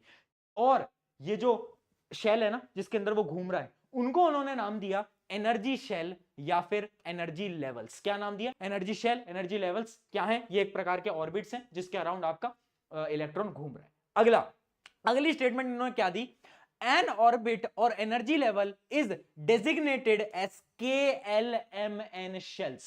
ये पोस्टुलेट्स इंपॉर्टेंट है। पहली पोस्टुलेट समझ गए ना कि उन्होंने क्या बोला कि एक डिस्क्रीट एक स्पेशल ऑर्बिट है, उसके अराउंड घूमता है, तो ना ही एनर्जी दे सकता है ना ही एनर्जी ले सकता है, वो उसी जगह पर रहेगा, और उसको नाम क्या दिया, एनर्जी शेल। ठीक है, अब आगे बात करते हैं। अब देखते हैं, अब यहां पर क्या है, उसने दूसरी पोस्टुलेट में बोला कि ये जो ऑर्बिट है ना जिसके अराउंड घूम रहा है, वो भी अलग अलग टाइप के हैं। जैसे कि एक ऑर्बिट है के, फिर है एक ऑर्बिट एल, फिर एक ऑर्बिट एम, फिर एक ऑर्बिट एन। तो ऐसे अलग अलग ऑर्बिट है ना, सबके स्पेशल स्पेशल ऑर्बिट है और उनके नाम भी हैं के एल एम एन शेल्स। ठीक है, अगला देखते हैं। When a electron in the lowest energy level it is said to be ground state, यानी जब भी आपका जो इलेक्ट्रॉन है वो सबसे छोटी वाली शेल के अंदर है ना, देखो बेटा मैं आपको थोड़ा सा पोस्टुलेट समझा रहा हूं, बट उससे पहले आपको थोड़ा सा मुझे बताना पड़ेगा, वरना पोस्टुलेट समझ नहीं आ पाएगी। देखो यहां पर उन्होंने क्या बोले, अलग अलग शेल है। जो ये आपका न्यूक्लियस है, न्यूक्लियस के जो सबसे पास है ना वो है आपकी के शेल, उससे दूर एल शेल, फिर एम, फिर एन, ऐसे आगे ओ भी होता है। ठीक है, तो ऐसे आपकी शेल है। अब उन्होंने ये भी बोला कि जो शेल सबसे पास है ना, सबसे पास न्यूक्लियस के, उसकी जो एनर्जी होती है ना वो सबसे कम होती है, और उसको उन्होंने नाम दिया, ये जो के शेल है उसको उन्होंने नाम दिया ग्राउंड स्टेट। क्या दिया, ग्राउंड स्टेट। यानी ये वो है जहां पर एनर्जी एकदम कम है, एकदम कम है, ये उसकी क्या हो गई, ग्राउंड स्टेट हो गई, एनर्जी एकदम कम है। अगर एल पे है तो एनर्जी ज्यादा है, एम पे है तो उससे ज्यादा है, एन पे है तो उससे भी ज्यादा एनर्जी है। तो इलेक्ट्रॉन विद लोएस्ट एनर्जी कहां पर होगा, इसके पास, जिसके पास थोड़ी ज्यादा एनर्जी है इसके पास, उससे ज्यादा एनर्जी है इसके पास, उससे ज्यादा एनर्जी है इसके पास। तो दो पोस्टुलेट आप समझ गए, पहली ने बताया कि एनर्जी शेल क्या होती है, फिर बताया कि अलग अलग शेल भी होती है, नाम भी उसका दे दिया। ठीक है, तो ये दो पोस्टुलेट समझ आई। अब अगली पोस्टुलेट समझना। अगली पोस्टुलेट क्या है बेटा, वो ये बोलती है इलेक्ट्रॉन इमिट्स और absorb energy when it jumps from one orbit और एनर्जी लेवल टू अनदर। यानी तीसरी पोस्टुलेट ये बोलती है कि ये जो इलेक्ट्रॉन है ना, ये एनर्जी ले दे सकता है, बट एक केस के अंदर, ये अपने जब ऑर्बिट को बदलेगा तब ये अपनी एनर्जी को लूज या फिर गेन कर सकता है। और वो यहां पर लिखा है कि इलेक्ट्रॉन एमिट और absorb energy when it jumps from one orbit to another. एक से दूसरे ऑर्बिट में जाएगा तभी वो एनर्जी को चेंज कर सकता है, वरना एनर्जी जब एक ही ऑर्बिट पे है तब एनर्जी सेम रहेगी। ये आपका तीसरा आ गया। ठीक है, अगला देखते हैं। When it jumps from higher level, जब ये हायर शेल से लोअर शेल पे जाता है तो एनर्जी को बाहर देता है, और जब ये लोअर एनर्जी से हायर एनर्जी में जाता है, हायर शेल्स में जाता है, तो क्या करता है, एनर्जी को अब्सॉर्ब करता है। ये तो ऑब्वियस सी बात है, अगर तुम्हें सीढ़ियां चढ़नी है, ऊपर जाना है, हायर लेवल पे जाना है, तो तुम्हें एनर्जी चाहिए होगी, है ना। बट अगर तुम्हें नीचे आना है तो क्या है, तुम्हें अपनी अपनी एनर्जी को बाहर देना पड़ेगा, ऑब्वियस सी बात है। यही यहां पर लिखा है कि जब भी higher energy level to lower जाएगा एनर्जी को बाहर रिलीज करेगा, बट जब लोअर से हायर जाएगा तो एनर्जी को अब्सॉर्ब करेगा। और ये जो चार पोस्टुलेट्स हैं ये बड़े इंपॉर्टेंट है, और यही है आपका बोर मॉडल। और बोर मॉडल ने क्या बताया, बोर मॉडल ने ये बताया कि अलग अलग शेल हैं, शेल के नंबर दिए के एल एम एन बताया, फिर उसके बाद ये बताया कि इनकी एनर्जी सेम रहती है अनटिल एंड अनलेस ये शेल को नहीं बदलते। अगर ये अपने ऑर्बिट को बदलेंगे, शेल को बदलेंगे, तो क्या होगा, तो एनर्जी या तो इमिट करेंगे या तो अब्सॉर्ब करेंगे। और लास्ट क्या बताया कि जब भी एक जगह से दूसरी जगह जंप करेंगे तो एनर्जी अब्सॉर्ब करते हैं या तो लूज करते हैं कंडीशन के अकॉर्डिंग। ये चार समझ आ गया। चलिए आगे बढ़ा जाए, यहां तक एकदम क्लियर हो गया। ये चारों के चारों पोस्टुलेट जो है ना आपको एकदम याद हो जाने चाहिए बेटा, ये बहुत इंपॉर्टेंट है। बोर ने इन चारों पोस्टुलेट की मदद से बहुत सारी चीजें बताई। आगे हम और पढ़ने वाले हैं कि इन्होंने क्या क्या चीजें और बताई, बट यहां तक तो अपन को डन हो गया। अब एक नया कॉन्सेप्ट हमारा आ जाता है और उस कॉन्सेप्ट का नाम है बेटा क्या, उसका नाम है एटॉमिक नंबर। और ये बेटा बहुत इंपॉर्टेंट है, इसको ध्यान से देखो, है ना। कितना ध्यान से देखो, लाइन बोलता हूं ना, है ना। इतना देखो जितना देखा जा सकता था, लेकिन दो आंखों से कितना ही देखा जा सकता था। ये बड़ा इंपॉर्टेंट है। एटॉमिक नंबर क्या होता है, तो साइंटिस्ट के अकॉर्डिंग जो आपका एटम है ना, उसके अंदर जितने नंबर ऑफ प्रोटॉन हैं, क्या बोल रहा हूं, जितने नंबर ऑफ प्रोटॉन हैं वही उसका एटॉमिक नंबर। जितने नंबर उसके प्रोटॉन उतना उसका एटॉमिक नंबर है। ये तो बड़ा आसान है ना। जितने उसमें प्रोटॉन हो गए उतने इलेक्ट्रॉन न्यूट्रॉन, किसी से मतलब नहीं है, सिर्फ तुम्हें प्रोटॉन देखना है। तुम्हें देखना अच्छा अच्छा अच्छा प्रोटॉन, ठीक है भाई, ठीक है ना, ठीक है। हाँ, अब एक और चीज, जो आपका नॉर्मल एटम होता है ना, जिसके ऊपर जीरो चार्ज होता है, अनचार्ज एटम जो होता है, उसमें हमेशा याद रखना number of proton is always equals to number of electron. ठीक है, कब, जब आपका कोई भी चार्ज नहीं है। अगर चार्ज हुआ तो कंडीशन बिगड़ जाएगी, बट अगर कोई भी चार्ज नहीं है तो याद रखना number of proton is equals to number of electron. ठीक है, कुछ कुछ केसेस के अंदर आपको बोला जाएगा एक अनचार्ज एटम है, उसके नंबर ऑफ इलेक्ट्रॉन है 7, तो उसका एटॉमिक नंबर बताओ। कैसे बताओगे, जितने नंबर ऑफ इलेक्ट्रॉन है वही उसका एटॉमिक नंबर हो गया। ठीक है, एटॉमिक नंबर को हम रिप्रेजेंट कैसे करते हैं, उसको अपन रिप्रेजेंट कर रहे होते हैं जेड से। किससे रिप्रेजेंट करते हैं, जेड से। इसके बारे में हम आगे बात करेंगे भी। जैसे कि आप देख सकते हो यहां पर 20 तक के आपके एलिमेंट्स लिखे हुए हैं, तो आई होप ये सारे आपको याद हो गए होंगे, है ना। जैसे आपका है पहला क्या, हाइड्रोजन। हाइड्रोजन जो होता है उसका एटॉमिक नंबर 1। इसका क्या मतलब कि उसके अंदर जो नंबर ऑफ प्रोटॉन है वो भी कितने हैं, 1। अच्छा, इनको याद कराने की ट्रिक भी बताई थी, याद है क्या सबको 20 तक, मैंने बोला था याद कर लेना। बोलो यार, हाय हेलो लिसन, याद आया, बीबीसी न्यूज, ये पिछले लेक्चर के अंदर बताया था, hi hello listen BBC news, है ना, ऑफ फ्राइडे नाइट, ना मांगो अब्दुल से, अब्दुल कौन, वो तारक मेहता वाला, ना मांगो अब्दुल से पेप्सी सोडा कोल्ड ड्रिंक और काजू कतली, बताया था, याद आ गया। तो इस तरीके से आपको याद करने हैं 20। अब जैसे इसका एटॉमिक नंबर 1 है, ये जो लिखा हुआ है ना एटॉमिक नंबर, ये इसका 1 है, यानी नंबर ऑफ प्रोटॉन यहां पर 1 है। अच्छा, एल्यूमिनियम में कितने होंगे नंबर ऑफ प्रोटॉन, 13 होंगे। क्यों, क्योंकि इसका जो एटॉमिक नंबर है वो कितना है, 13। अच्छा, एक बात याद रखना कि क्या पता कोई तुमसे पूछ ले कि हम एटॉमिक नंबर के लिए हमेशा प्रोटॉन का नंबर ले रहे हैं, है ना, हम इलेक्ट्रॉन का क्यों नहीं ले रहे, हम न्यूट्रॉन का क्यों नहीं ले रहे। क्योंकि भाई देखो, प्रोटॉन जो है तुम्हारे सच्चे दोस्त की तरह है, वो कभी पलटता नहीं है। प्रोटॉन जो है हमेशा आपके एटम का सेम रहता है, इलेक्ट्रॉन तो पलट जाता है ना, चार्ज लेने देने में इलेक्ट्रॉन तो छुमंतर हो जाता है, बट कभी भी प्रोटॉन नहीं बदलता। इस वजह से हम प्रोटॉन की मदद से एटॉमिक नंबर को डिसाइड करते हैं। तो देख लो, प्रोटॉन तुम्हारा सच्चे दोस्त की तरह है जो कभी नहीं पलटता, है ना, बट आजकल ऐसी दोस्ती कहां मिलती है। चलिए अब हम कुछ और बारे में बात करेंगे, कुछ और साइंटिस्ट हैं, है ना। एक साइंटिस्ट है बरी, है ना, बरी, बरी कर दिया हाँ, बरी एक साइंटिस्ट है, उसके बारे में बात करेंगे। बट अभी एक चेक पॉइंट की तरफ बढ़ते हैं कि अभी तक हमने क्या क्या पढ़ा, है ना। ये जो पूरी साइंटिस्ट की थ्योरी थी ना, इनको याद करना बड़ा टफ होता है। मैं कहता हूं यार एक कहानी से याद कर ले। अभी मैंने वैसे तुम्हें पूरी कहानी बताई, मुझे पता है याद हो ही गया होगा, बट फिर भी अगर उससे याद नहीं हो पाया, एक छोटी सी कहानी है, एक निमोनिक है जिसकी मदद से तुम याद कर पाओगे। निमोनिक क्या है, निमोनिक बेटा ध्यान से देख ले, फिर तेरा डिस्ट्रैक्टेड हो रहा है, तू इंस्टाग्राम खोलने जा रहा है, तू यूट्यूब इधर उधर चलाने जा रहा है, शॉर्ट्स देखने जा रहा है, मारूंगा तेरे को पकड़ के, है ना। अभी डंबल दिखा दूंगा अपना, फिर तुम डर जाओगे। देखो ध्यान से, कहानी इस प्रकार है, डेल्टन है, डेल्टन है मेरा दोस्त। कौन है बेटा, डेल्टन की एक कहानी है। डेल्टन रहता था बेटा कहां पर, डेल्टन, डेल्टन जो था वो रहता था पीजी में। कहां पर, पीजी, पीजी में रहता था। पीजी होते हैं ना, लोग कॉलेज में जाते हैं लोग, पीजी में रहते हैं। अब पीजी क्यों याद रखना है, सबसे पहले डेल्टन ने क्या करा, डेल्टन ने बताया कि एटम्स आर इंडिविजुअल। पीजी क्या है बेटा, पीजी है आपका, बताओ यार। सब उसके बाद किस चीज की डिस्कवरी हुई, उसके बाद डिस्कवरी हुई प्रोटॉन की, जो कि किसने करी, गोल्डस्टीन ने करी थी। कब, 1886 में। ये डेट्स भी याद कर लेना, वैसे पूछी नहीं जाती बट फिर भी ठीक है। गोल्डस्टीन ने करी थी किसकी डिस्कवरी, प्रोटॉन की, तो पीजी हो गया, है ना। पीजी में वो रहता था। अब पीजी में उसको एक चीज पसंद थी जो कि थी चाय, यानी टी। उसको टी बड़ी पसंद थी, इतना याद रखो कि टी। अब टी क्या है आगे, जो कि हमारे थॉमसन बाबा, थॉमसन बाबा ने किसका आविष्कार करा, इलेक्ट्रॉन, यानी टी ई टी। हाँ, थॉमसन ने इलेक्ट्रॉन का आविष्कार करा। कहानी चल रही है, डेल्टन भैया पीजी में रहते थे, पीजी में चाय पिया करते थे, मस्त। यहां तक की कहानी समझ आ गई। अब आगे बढ़ जाते हैं। अब क्या हुआ बेटा, अब देखना बेटा, उसका एक और दोस्त था जिसका नाम था क्या, आरजी, राकेश गुप्ता, है ना, उसका एक दोस्त था राकेश गुप्ता, आरजी, उसको आरजी बोला कर, शॉर्ट फॉर्म रखते हैं ना कूल बनने के लिए आजकल, आरजी, आरजी। अब आरजी से तुम क्या याद रखोगे, आरजी से तुम याद रखोगे क्या बेटा, रदरफोर्ड ने कौन सा मॉडल करा, रदरफोर्ड ने बोला था गोल्ड एक्सपेरिमेंट, याद आ गया, गोल्ड एक्सपेरिमेंट रदरफोर्ड ने करा था, बहुत बड़ा गोल्ड फॉइल एक्सपेरिमेंट, पूरा बता देता हूं, ठीक है। तो क्या करा था आरजी, इन्होंने क्या करा, इन्होंने गोल्ड फॉइल एक्सपेरिमेंट, इससे आप याद रखोगे रदरफोर्ड गोल्ड फॉइल एक्सपेरिमेंट। अब ये जो आरजी था ना, ये बड़ा बदमाश था, ये बड़ा बदमाश था, बहुत सारी गलतियां करता था। इसकी गलतियां पता है कौन छुपाया करते थे, गलतियां इसके पापा छुपाया करते थे, और पापा का नाम क्या था, इसके पापा का नाम था बोर, क्या था, बोर, है ना, इसके पापा का नाम था बोर, ठीक है। तो बोर कौन थे, इसके पापा। अब मैंने बोर को पापा क्यों बनाया, क्योंकि बोर ने क्या करा था, बोर ने इसकी गलतियां ही तो छुपाई थी रदरफोर्ड की, रदरफोर्ड ने एक गलती करी थी ना कि इलेक्ट्रॉन घूमता रहेगा तो गिर जाएगा, तो उसकी गलती को किसने छुपाया था, बोर ने, है ना। बोर ने एक नया मॉडल दिया था, अपनी पोस्टुलेट्स दी थी बोर ने, याद आ गई, हाँ। तो बोर भैया क्या है, इसके पापा की तरह हैं, जो कि क्या कर रहे हैं, इसकी गलतियों को छुपा रहे हैं।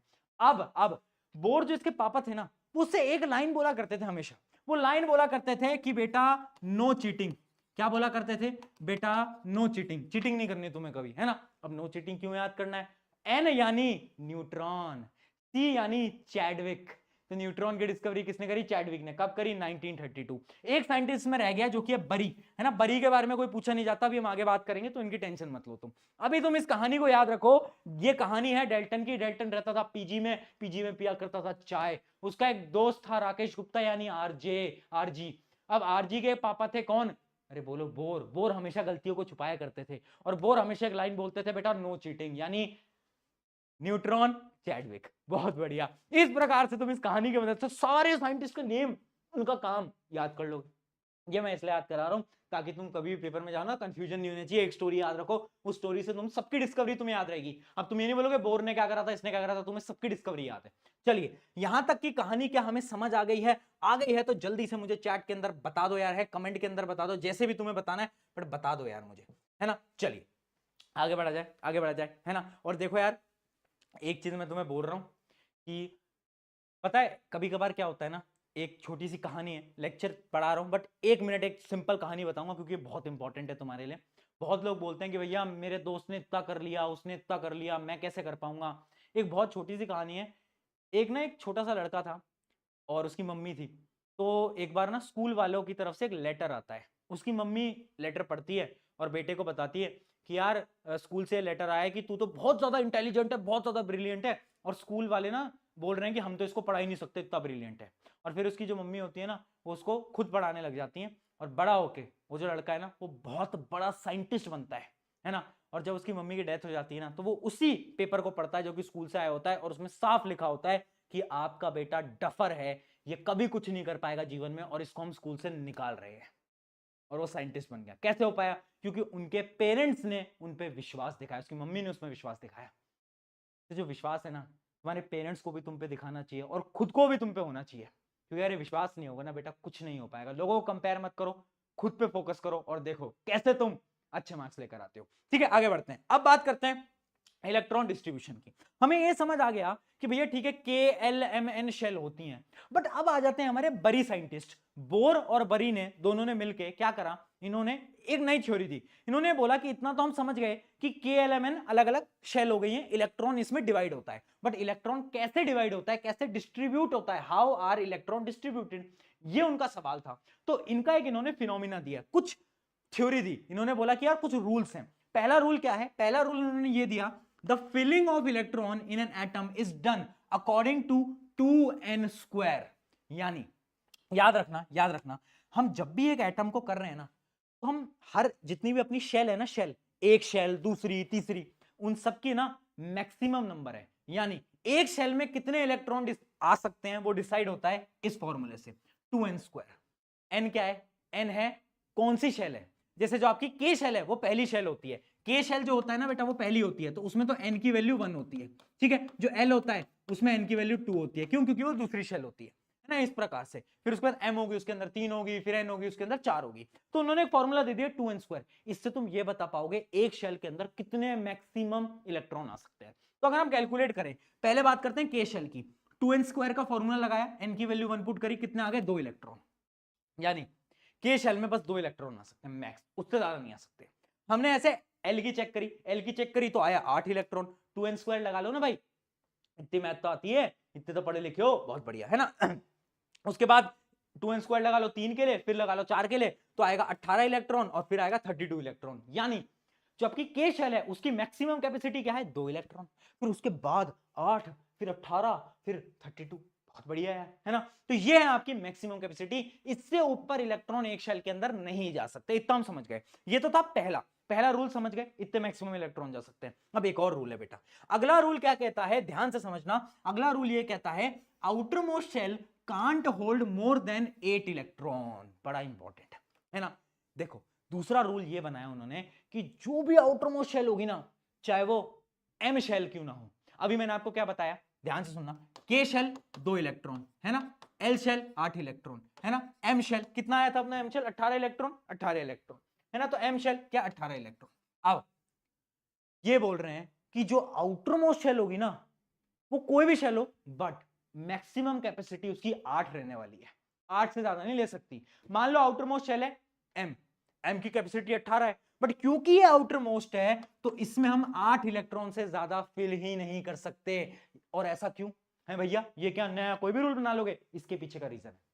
रीजन ये है बेटा, हर किसी को स्टेबिलिटी चाहिए, हर एक एलिमेंट को स्टेबिलिटी चाहिए। स्टेबिलिटी के लिए सबसे इंपॉर्टेंट होता है कि जो आउटर मोस्ट शेल हो ना, उसके अंदर मैक्स 8 इलेक्ट्रॉन हो, 8 से ऊपर नहीं होने चाहिए।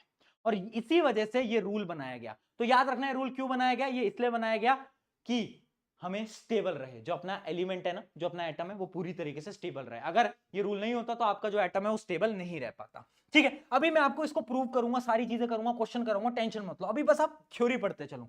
अगली थ्योरी क्या है, अगली थ्योरी आपकी ये बोलती है, थर्ड रूल ये बोलता है कि हमें सबसे पहले छोटी शेल को भरना है, उसके बाद ही हम दूसरी शेल पे बढ़ सकते हैं। यानी ऐसे नहीं कर सकते कि भैया मेरा मन करा है ना, मेरा मन करा, मैं क्या करूंगा ना, पहले के शेल को भर दूंगा, फिर भैया मैं एल शेल को भरूंगा ही नहीं, एल में बस मैं भैया क्या करूंगा, 4 इलेक्ट्रॉन डाल दूंगा और फिर मैं एम की तरफ बढ़ जाऊंगा।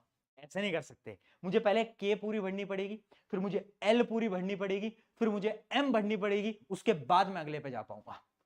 ऐसे नहीं हो जाएगा कि तुम सोच रहे हो कि के को छोड़ दिया डायरेक्ट एल से स्टार्ट कर लिया, नहीं। और यही अपना रूल नंबर 3 है कि जो सबसे स्मॉलेस्ट होगा उसको पहले फिल करो, फिर सेकंड, फिर थर्ड। ये तो 3 रूल है। पहला है 2n², मैक्सिमम कैपेसिटी पता चल गई, दूसरा आउटर मोस्ट शेल पे 8 हो सकते हैं, और तीसरा तुम्हें पता चल गया कि एक ऑर्डर वाइज हमें अपने इलेक्ट्रॉन को फिल करना है। अब कुछ क्वेश्चन करते हैं जिनकी मदद से हमें बहुत सारे सवाल हमारे क्लियर हो पाएंगे। एक एलिमेंट ले लेते हैं बेटा, सबसे पहले एक एलिमेंट लेते हैं एल्यूमिनियम। एल्यूमिनियम का एटॉमिक नंबर क्या होता है बेटा, 13 है ना। अब इसका एक बार इलेक्ट्रॉनिक कॉन्फ़िगरेशन लिखो। इलेक्ट्रॉनिक कॉन्फ़िगरेशन क्या होता है, अरे यही जो हम कर रहे हैं, यही होता है इलेक्ट्रॉनिक कॉन्फ़िगरेशन। इलेक्ट्रॉनिक कॉन्फ़िगरेशन कुछ नहीं होता, इलेक्ट्रॉन का डिस्ट्रीब्यूशन इन डिफरेंट शेल। और देखो क्या होता है ना, कभी कभार हम ऐसे ऐसे शब्द यूज कर लेते हैं ना कि बच्चों को लगता है कि यार बहुत टफ है, बहुत ऐसा मुश्किल है, बट मैं रियलिटी बताऊं तुमको, बहुत सिंपल है। ये chapter 1 of the most easiest है। बात क्या है ना, तुम बस टर्म्स पे फोकस मत करो, तुम कॉन्सेप्ट पे फोकस करो। क्योंकि क्या होता है जब तुम इसको एनसीईआरटी से पढ़ोगे ना, इस चैप्टर को, इतना रद्दी चैप्टर है ना एनसीईआरटी में, तुम देखोगे पता नहीं कितना मुश्किल मुश्किल टफ टफ चीजें तुम देख के घबरा के तुम बंद करके रख दोगे। बट जब तुम यहां से देखोगे है ना, कॉन्सेप्ट पकड़ोगे तो तुम्हारे लिए आसान है। तो इलेक्ट्रॉनिक कॉन्फ़िगरेशन कुछ नहीं होता, यही जो हम करने जा रहे हैं, इलेक्ट्रॉन का डिस्ट्रीब्यूशन इन डिफरेंट शेल, वह इलेक्ट्रॉनिक कॉन्फ़िगरेशन होता है। ठीक है, तो इसका लिखो 13 है। क्या करूं, सबसे पहले आती है मेरी के शेल। आज बहुत क्वेश्चन कराऊंगा बेटा, फोकस से कर लो। के शेल में मैं क्या करता हूं, के शेल को मैं बोलता हूं 2 इलेक्ट्रॉन तो तू रख ले। ठीक है, अब कितने बचे, अब बचे मेरे 11, अब बचे मेरे 11। अब उसके बाद मैं क्या करूंगा, एल शेल को भर लूंगा। तो एल शेल को मैं बोलूंगा यार एल शेल तू रख ले 8। अब कितने बचे, अब बचे आपके 3, 3 बज गया, 8 + 2 10 हो गए, 3 बज गए। 3 मैं कहां पर डाल दूंगा, 3 में डाल दूंगा अपनी, बस 2 8 3। यही इसका इलेक्ट्रॉनिक कॉन्फ़िगरेशन है, जो कि है 2 8 3। यहां पर आपको लिखा हुआ दिख भी जाएगा, यही इसका क्या है, इलेक्ट्रॉनिक कॉन्फ़िगरेशन। डन, इस प्रकार से करना होता है। ठीक है, अब एक क्वेश्चन करते हैं जिसमें कि आपका आ जाता है क्या, जिसमें से आपका आ जाता है कैल्शियम 20। अब एक बार कैल्शियम 20 का एक बार बेटा बना के देखो, है ना। कैल्शियम का क्या है, एटॉमिक नंबर है 20। अब एक बार इसका करो फटाफट, के शेल पहले बना लो, यहां पर के शेल बना लो, एल शेल बना लो, एम बना लो। ठीक है, पहले मैं क्या करता हूं, 2 इलेक्ट्रॉन यहां पर दे देता हूं, कितने बचे, 18 बच गए भैया। अब मैं 8 यहां पर दे देता हूं, अब कितने बचे, बोलो यार, अब 10 इलेक्ट्रॉन बच गए। क्या मैं 10 के 10 एम में दे दूं, क्या कहते हो, 10 के 10 दे दूं एम में, बताओ, दे देता हूं यार, क्या दिक्कत है, कर दूं। अरे मूर्ख बालक, तेरे को मैं कैमरे में घुस के मारता हूं। मैं क्या कह रहा हूं, कैमरे में घुस के ऐसी गलती मत करना। अभी अभी अभी बताया तेरे को, अभी बताया। क्या बताया?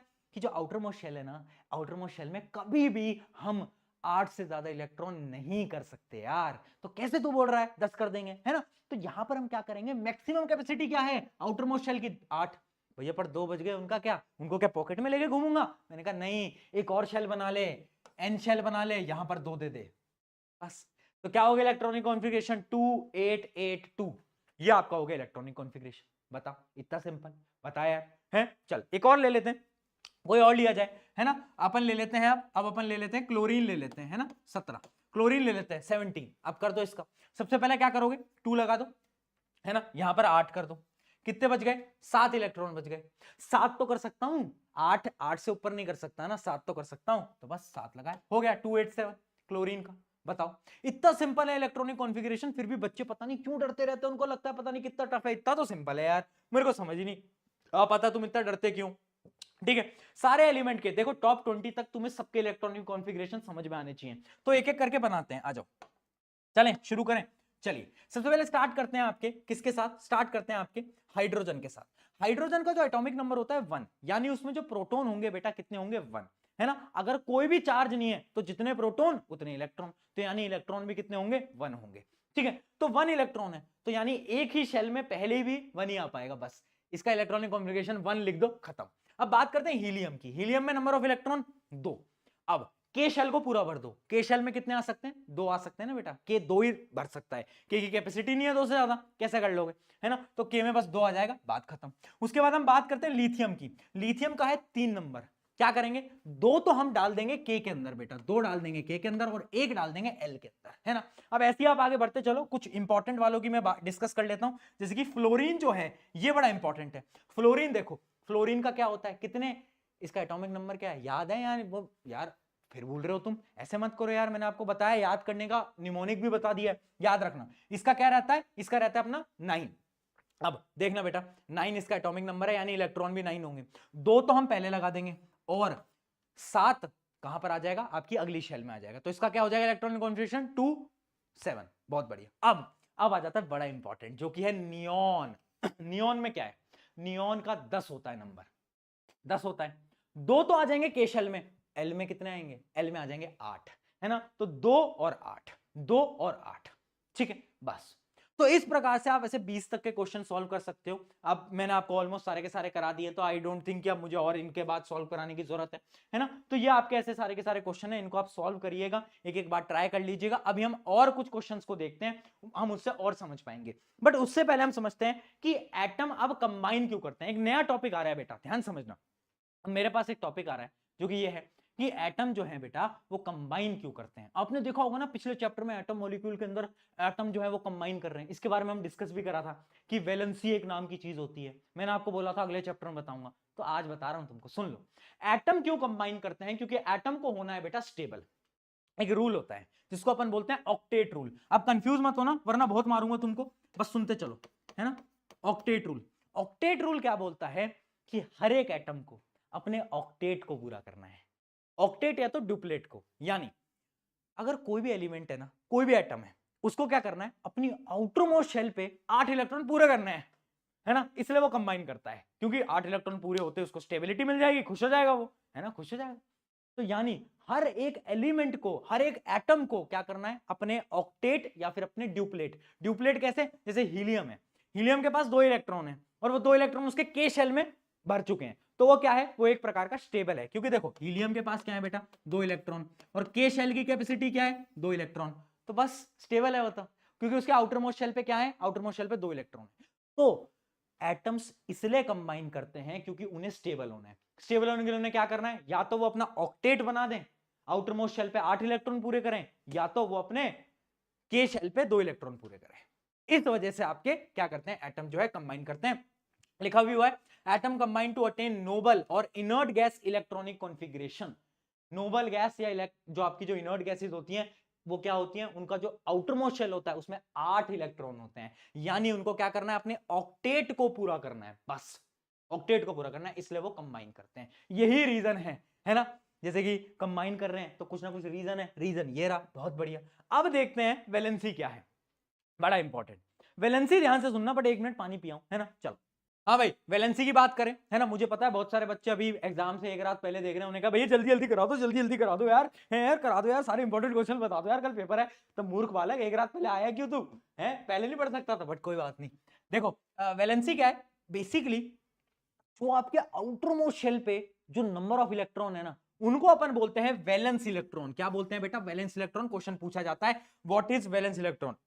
आउटर मोस्ट शेल पे जितने भी इलेक्ट्रॉन है, जैसे कि हाइड्रोजन केस पे 1 इलेक्ट्रॉन है, तो उसकी वैलेंसी क्या हो गई, 1 हो गई, है ना। सिमिलरली जितने भी आपके आउटर मोस्ट शेल पे इलेक्ट्रॉन होते हैं वो आपके वैलेंस इलेक्ट्रॉन कहलाते हैं। क्या कहलाते हैं, वैलेंस इलेक्ट्रॉन कहलाते हैं। अब ये वैलेंसी क्या होती है, valency is basically combining capacity. यानी देखो एक एग्जांपल अपन ले लेते हैं, एग्जांपल किसका लिया जाए, कुछ बढ़िया से एलिमेंट का बताओ, क्लोरीन का ले, क्लोरीन का, ठीक है क्लोरीन का ले लेते हैं अपन। 17 क्लोरीन का क्या है, नंबर ऑफ इलेक्ट्रॉन 17 है। तो पहले तो 2 इलेक्ट्रॉन चले जाएंगे के शेल में, है ना। एल शेल में 8 इलेक्ट्रॉन चले जाएंगे। कितने बच गए बेटा, 7 बच गए, 7 यहां पर आ गए, ठीक है। अब देखो क्लोरीन के आउटर मोस्ट शेल पे 7 इलेक्ट्रॉन है, यानी वैलेंस इलेक्ट्रॉन कितने होंगे, बोलो बोलो बोलो, 7 होंगे। वैलेंस इलेक्ट्रॉन 7 है। अब क्लोरीन को अगर स्टेबल होना है तो क्या करेगा, उसके पास 2 ऑप्शन है। या तो वो क्या करे, 1 इलेक्ट्रॉन कहीं से उधार मांग ले, वो बोले कहीं पे जाके कि यार मुझे तो 1 इलेक्ट्रॉन प्लीज दे दो, है ना। या तो वो 1 इलेक्ट्रॉन ले ले तो 8 हो जाएंगे, या तो वो क्या करे, अपने 7 के 7 इलेक्ट्रॉन को बाहर फेंक दे। 2 ऑप्शन है, कौन सा करेगा वो। ऑब्वियस सी बात है 7 इलेक्ट्रॉन कैसे फेंकेगा भाई, वो 1 इलेक्ट्रॉन कहीं से उधार ले लेगा, है ना। यानी वो 1 इलेक्ट्रॉन को ले रहा है, वही उसकी वैलेंसी है। यानी क्लोरीन की वैलेंसी होगी बेटा 1। यानी वैलेंसी क्या होती है, कंबाइनिंग कैपेसिटी होती है कि कितने इलेक्ट्रॉन तुम्हें लेने हैं या फिर कितने इलेक्ट्रॉन तुम्हें देने हैं, वही होता है आपका क्या, बोलो वैलेंसी। तो वैलेंस इलेक्ट्रॉन और वैलेंसी में कंफ्यूज मत होना। वैलेंस इलेक्ट्रॉन क्या है, आउटरमोस्ट शेल पे जितने इलेक्ट्रॉन है, और वैलेंसी क्या है, जितने इलेक्ट्रॉन तुम्हें लेने हैं या तो तुम्हें देने हैं, बस सिंपल। एक और एग्जांपल ले लेते हैं आप, एग्जांपल अपन लेते हैं ऑक्सीजन का, है ना। एक अपन एग्जांपल ले लेते हैं ऑक्सीजन का। ऑक्सीजन का एग्जांपल लेते हैं, लिखो 2 तो जाएगा आपका के शेल में, और आपके एल शेल में कितना जाएगा, बोलो यार, आपका आ जाएगा 6 इलेक्ट्रॉन, है ना। 6 यहां पर आ गया। अब इसके पास भी 2 ऑप्शन है, या तो ये 6 निकाल दे, या तो ये 2 इलेक्ट्रॉन ले ले। क्या करेगा ये बोलेगा यार मुझे तो 2 इलेक्ट्रॉन दे दो। यानी ये 2 इलेक्ट्रॉन लेगा तो वही तो उसकी वैलेंसी हो गई। अब मुझे बताओ ऑक्सीजन के वैलेंस इलेक्ट्रॉन कितने, 6, और वैलेंसी कितनी, 2। सिंपल सिंपल, आ गया, समझ में आया, मजा आ रहा है, एकदम आनंद आ रहा है, फील आ रही है, बहुत बढ़िया यार। इतना तो सिंपल है, इसमें तुम डरते रहते हो, है ना। लिथियम की बात करते हैं, लिथियम की बात करते हैं जिसका एटॉमिक नंबर है आपका 3, है ना। उसकी बात कर लेते हैं। तो उसमें आप देखोगे तो क्या होगा, बोलो भाई इसमें क्या होगा।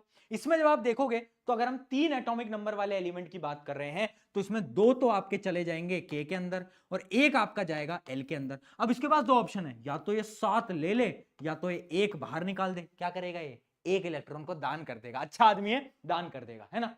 तो यानी इसकी वैलेंसी कितनी हो गई, 1। जितने इलेक्ट्रॉन लोगे या जितने इलेक्ट्रॉन दोगे वही आपकी वैलेंसी है। कंफ्यूज नहीं होंगे, वैलेंस इलेक्ट्रॉन और वैलेंसी के अंदर क्या डिफरेंस है, आई होप समझ गए होंगे। न्यूमेरिकल 101% यहां से आपका आने वाला है, गारंटी से बोलता हूं। वैलेंसी क्या हो गई, combining capacity of an element is called valency. बहुत बढ़िया बेटा, यहां तक आपको एकदम समझ आ गया होगा। अगला टॉपिक क्या है, valence shell and valence electron. ये मैं आपको ऑलरेडी बता चुका हूं, है ना। वैलेंसी की डेफिनेशन भी बता चुका हूं, है ना। यहां पर ना कुछ वो होती हैं, एक्सेप्शंस होते हैं। एक्सेप्शंस क्या होते हैं, जैसे कि आपके hydrogen, helium, lithium, beryllium, boron. क्योंकि ये जो होते हैं ना, ये थोड़े एक्सेप्शन है। मैं आपको बताता हूं क्यों, एक ट्रिक बताता हूं आपको वैलेंसी निकालने की, एक बड़ी मस्त ट्रिक है ना, अपनी अपनी एक सीक्रेट ट्रिक है। देखना बेटा क्या ट्रिक है। ट्रिक ये बोलती है अगर कोई भी एलिमेंट है, उसके आउटर मोस्ट शेल पे 1 2 3 4 आउटर मोस्ट शेल पे 1 2 3 4 इलेक्ट्रॉन है, तो यही उसकी वैलेंसी होगी। डायरेक्टली लिख देना। यानी अगर उसके आउटर मोस्ट शेल पे 1 2 या फिर 3 या फिर 4 इलेक्ट्रॉन है ना, तो यही उसकी वैलेंसी होगी। और अगर किसी के आउटर मोस्ट शेल पे 5 6 7 8 है तो उसकी वैलेंसी पता है क्या होगी, उसकी वैलेंसी होगी 8 माइनस जो भी उसके आउटर मोस्ट शेल पे इलेक्ट्रॉन है। यानी अगर उसके आउटर मोस्ट शेल पे 5 इलेक्ट्रॉन है तो पता है क्या होगी उसकी वैलेंसी 8 - 5 जो कि है 3। अगर 6 है 8 - 6 यानी 2, अगर 7 है 8 - 7 यानी 1, और अगर 8 ही है 8 - 8 यानी 0, वैलेंसी विल बी 0। उसी प्रकार से यहां पर तो डायरेक्टली वैलेंसी है, अगर 1 2 3 4 दिख जाए ना तो बोल देना यही वैलेंसी है ना। बट अगर आउटर मोस्ट शेल पे 5 6 7 8 दिखे तो 8 में से बस सब्ट्रैक्ट कर लेना, वो वैलेंसी है। दिमाग लगाने की जरूरत ही नहीं है, कितने इलेक्ट्रॉन जाने कितने इलेक्ट्रॉन आने मत लगाओ दिमाग, बस ये फॉर्मूला लगाओ, काम खत्म। आ गया समझ? डन है, इतना क्लियर है, बहुत बढ़िया। देख रहे हो कितनी सिंपल सिंपल चीजें हैं, है ना। अब यहां पर कुछ एक्सेप्शन है, जैसे कि हीलियम जो है ना बेटा, ये बहुत बड़ा एक्सेप्शन है ना। हीलियम कैसे एक्सेप्शन है? हीलियम जो होता है ना बेटा, हीलियम का क्या है, एटॉमिक नंबर है 2। अब आपने अगर हीलियम को ध्यान से देखा हो तो के शेल पे 2 ही इलेक्ट्रॉन चाहिए थे और उसने 2 के 2 फिल कर रखे हैं, है ना। अगर हम इस रूल को लगाएं तो हम तो बोलेंगे कि भाई इसकी वैलेंसी 2 है, बट हीलियम की वैलेंसी 2 नहीं होती। क्यों? क्योंकि के शेल के अंदर हीलियम क्या है, हीलियम के पास देखो 2 इलेक्ट्रॉन है, वो किसके अंदर है, के शेल के अंदर। के अंदर मैक्सिमम कैपेसिटी भी 2 है, यानी वो खुश है, वो स्टेबल है, तो उसकी वैलेंसी होगी बेटा 0। तो हीलियम इज अ एक्सेप्शन, याद रखना। हीलियम की वैलेंसी 0 होती है क्योंकि वो के शेल के अंदर होता है, 2 इलेक्ट्रॉन की जरूरत है, 2 उसके पास है, वो खुश है, उसको कुछ नहीं चाहिए, वो जीवन में खुश है, वो मस्त मजे कर रहा है ना। तो हीलियम एक एक्सेप्शन है, याद रखना, ठीक है। तो आई होप ये आपको समझ आ गया होगा, है ना। ये यहां तक डन है। चलिए भैया बहुत बढ़िया, ये आपको समझ आ गया है। कुछ सवाल करे जाएं ताकि जिसकी मदद से आपको और समझ आएगा। यहां पर कुछ क्वेश्चन आपको दिख रहे हैं, जिसकी हम बात करते हैं, किसकी, बोरोन की बात करते हैं। बोरोन के आउटर मोस्ट शेल पे कितने इलेक्ट्रॉन आपको दिख रहे हैं, मैं थोड़ा सा जूम कर देता हूं जिनको नहीं दिखाई दे रहा। ये देखो 1 2 3, तो इसकी वैलेंसी क्या हो जाएगी, 3 हो जाएगी। कार्बन में 1 2 3 4 कितनी हो जाएगी, 4 हो जाएगी। नाइट्रोजन पे 1 2 3 4 5 5 है, 5 में वैलेंसी क्या होगी 8 - 5, यानी इसकी वैलेंसी क्या हो जाएगी बेटा, इसकी वैलेंसी हो जाएगी 3। सिमिलरली ऑक्सीजन 1 2 3 4 5 6, तो इसकी वैलेंसी हो जाएगी 2, 8 - 6। फ्लोरीन इसमें 7, तो 8 - 7 यानी 1। बहुत बढ़िया। इस प्रकार से किसी भी है आपकी जितने भी एलिमेंट्स हैं, जितने भी आइटम्स हैं, आप आराम से वैलेंसी फाइंड आउट कर सकते हो। ट्रिक भी बता दिया, कॉन्सेप्ट भी बता दिया। आई होप क्लियर हो गया होगा। चलिए कुछ सवाल प्रैक्टिस करते हैं जिससे आपको और क्लियरिटी मिलेगी। सवाल number 1, write down the electron distribution of chlorine atom, how many electrons are there in L shell. अभी इतनी बार क्लोरीन का बना दिया, अब तो याद भी हो गया है मुझे। 2 8 7 है ना। आउटर मोस्ट शेल पे कितने हैं, 7। वैलेंसी कितनी है, 1। वैलेंस इलेक्ट्रॉन कितने हैं, 7। बहुत बढ़िया है, ये तो रट गया है, इतनी बार एग्जांपल ले लिया। चलो अगला, right the electronic configuration of positive charge sodium ion. बहुत इंपॉर्टेंट सवाल है, स्टार मार्क करो और फोकस लगाओ। अरे ओ व्हाट्सएप बंद कर दे, फोकस लगा ले, ठीक है। हाँ तुमको मतलब यार तुम इतना, तुम्हारा फोकस स्पैन कम कैसे हो गया इतना, है ना। तो थोड़ा सा सीरियस आ जाओ। देखो क्या बोल रहा है, इलेक्ट्रॉनिक कॉन्फ़िगरेशन बताओ of positively charge sodium ion. Sodium ion, sodium का एटॉमिक नंबर तो भैया हमें याद है, जो कि होता है कितना, जो कि होता है 11, ये तो हमें याद है ना। एटॉमिक नंबर क्या होता है, एटॉमिक नंबर होता है नंबर ऑफ प्रोटॉन, है ना। और आपने भैया बोला था जो नंबर ऑफ प्रोटॉन होगा वही नंबर ऑफ इलेक्ट्रॉन होगा, बट मैंने ये भी तो बोला था जब कोई भी चार्ज नहीं होगा तब ये कंडीशन लगेगी। बट यहां पर देखो क्या लिखा है, यहां पर लिखा है positively charge sodium ion Na+, यानी पॉजिटिव चार्ज पता है कब आता है, किसी भी बॉडी में पॉजिटिव चार्ज तब आएगा जब वो अपने एक इलेक्ट्रॉन को दे देगा, क्योंकि यहां पर Na+ है ना, यानी उसने अपना एक इलेक्ट्रॉन दे दिया है, कुर्बान कर दिया है। तो यानी अब उसके पास बेटा 11 इलेक्ट्रॉन नहीं है, अब उसके पास है 10 इलेक्ट्रॉन। हाँ यही था इस क्वेश्चन के अंदर, 11 नहीं है 10 है। तो अब आप बस को आपको कॉन्फ़िगरेशन लिखना है, क्या लिखोगे 2,8, बस खत्म, डन डन। क्योंकि अब इसके पास क्या है, इसके पास है आपके 10 इलेक्ट्रॉन, तो 2,8 बस हो गया इलेक्ट्रॉनिक कॉन्फ़िगरेशन। सिमिलरली ऐसे बहुत बार सवाल पूछे जाते हैं, जैसे कि आपका कैल्शियम के ऊपर पूछ लेते हैं ना, कैल्शियम का जो एटॉमिक नंबर होता है 20, बट क्वेश्चन आता है Ca2+, इसका क्या होगा कॉन्फ़िगरेशन। अब 2+ यानी 2 इलेक्ट्रॉन दे चुका है। पहले जो नंबर ऑफ इलेक्ट्रॉन थे बेटा वो थे 20, बट अब जो रह जाएंगे वो रह जाएंगे 18। बहुत बढ़िया, तो अब इलेक्ट्रॉनिक कॉन्फ़िगरेशन लिखो 288, ये आ गया इसका इलेक्ट्रॉनिक कॉन्फ़िगरेशन। बस ये होता है आपके जो पॉजिटिव वाले क्वेश्चंस आते हैं, पॉजिटिव नेगेटिव वाले, है ना। जब भी आपके किसी एलिमेंट के पास नेगेटिव चार्ज है यानी उसने एक इलेक्ट्रॉन लिया है, और जब पॉजिटिव है तो उसने एक इलेक्ट्रॉन दिया है। अब बढ़ जाते हैं अगले कॉन्सेप्ट की तरफ जो कि है मास नंबर। देखो एक चीज समझो, यहां तक डन हो गया, यहां तक डन हो गया। अब हम एक अगले कॉन्सेप्ट की तरफ बढ़ रहे हैं, एटॉमिक नंबर भी हमें समझ आ गया, अब हम मास नंबर की तरफ बढ़ रहे हैं। देखो कोई भी आपका जो एटम होता है ना, उसको पता है रिप्रेजेंट कैसे करते हैं, देखते हैं। उसको हम रिप्रेजेंट करते हैं एक्स से।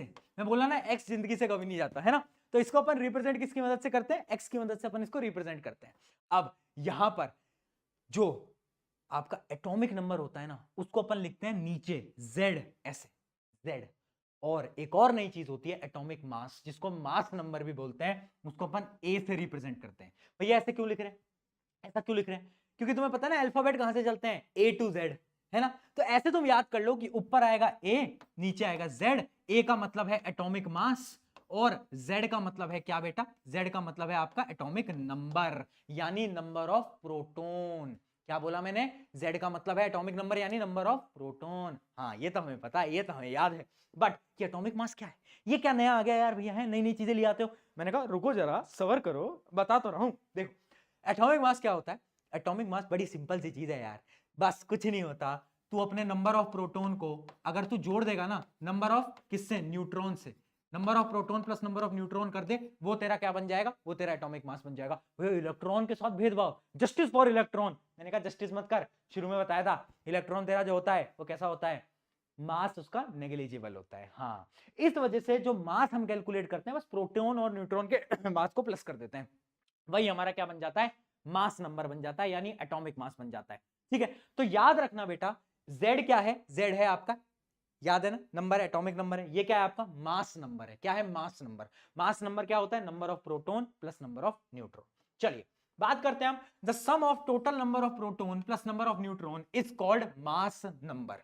ठीक है, मास नंबर बोलते हैं, ए से हम रिप्रेजेंट करते हैं। अब यहां पर ना बहुत सारे क्वेश्चन पूछे जाते हैं, जैसे एक सवाल पूछा जाता है, कैल्शियम का एग्जांपल लेते हैं। कैल्शियम को ऐसा लिखा जाता है इस प्रकार से, तो आपसे पता है क्या पूछा जाएगा, ये बताओ इसके अंदर नंबर ऑफ प्रोटॉन कितने हैं, नंबर ऑफ न्यूट्रॉन कितने हैं, कैसे बताओगे। तुम्हें पता है ये जो नीचे वाली चीज है ना, ये तो डायरेक्टली आपकी क्या होगी, नंबर ऑफ प्रोटॉन, यानी नंबर ऑफ प्रोटॉन तो है आपके 20, और ये क्या है 40, 40 है आपका number of proton plus number of neutron. यानी अगर मुझे यहां से न्यूट्रॉन का नंबर निकालना है तो मैं क्या करूंगा, इसको इसमें से सब्ट्रैक्ट कर दूंगा, यानी 40 माइनस 20 कर दूंगा, तो जो मेरा बचेगा वही होगा मेरा नंबर ऑफ न्यूट्रॉन। ये तो बड़ा सिंपल। तो नंबर ऑफ न्यूट्रॉन कैसे निकाला, बस माइनस कर दो इसको, बस नंबर ऑफ न्यूट्रॉन निकल जाएगा। नंबर ऑफ इलेक्ट्रॉन पूछ लियो तो, अरे यार जितने नंबर ऑफ प्रोटॉन उतने ही तो इलेक्ट्रॉन होते हैं, बार बार बताया ना। हाँ बहुत सही बेटा, यहां तक की कहानी सबको समझ आ गई। अच्छा एक चीज और याद रखना, ये जो मास नंबर होता है इसको अपन एक और चीज बोलते हैं जो कि होता है आपका न्यूक्लियॉन नंबर। कभी कभार टीचर पेपर को टफ बनाने के लिए क्या करते हैं ना, बोलते हैं कैलकुलेट द न्यूक्लियॉन नंबर, और तुम बोलते हो न्यूक्लियॉन नंबर, तो भैया ये तो पढ़ा है नहीं हमको, गद्दारी कर दी, गद्दारी नहीं करी। न्यूक्लियॉन नंबर वही होता है, ये आपका क्या है, मास नंबर जो है वही आपका न्यूक्लियॉन नंबर होता है। चलिए अब आगे बढ़ा जाए, जैसे कि आप मैग्नीशियम की बात करो, मैग्नीशियम का क्या है 12 24, यानी 12 प्रोटॉन है, और न्यूट्रॉन कितने हुए, 24 में से 12 माइनस करना, 24 माइनस 12 कितना होता है, 12 ही होता है, तो 12 ही क्या है, न्यूट्रॉन है। चलिए यार भैया ये तो बड़ी सिंपल है। कुछ सवाल देख लेते हैं, सवाल क्या है, right the correct representation of element x which contain 15 electron and 16 neutron.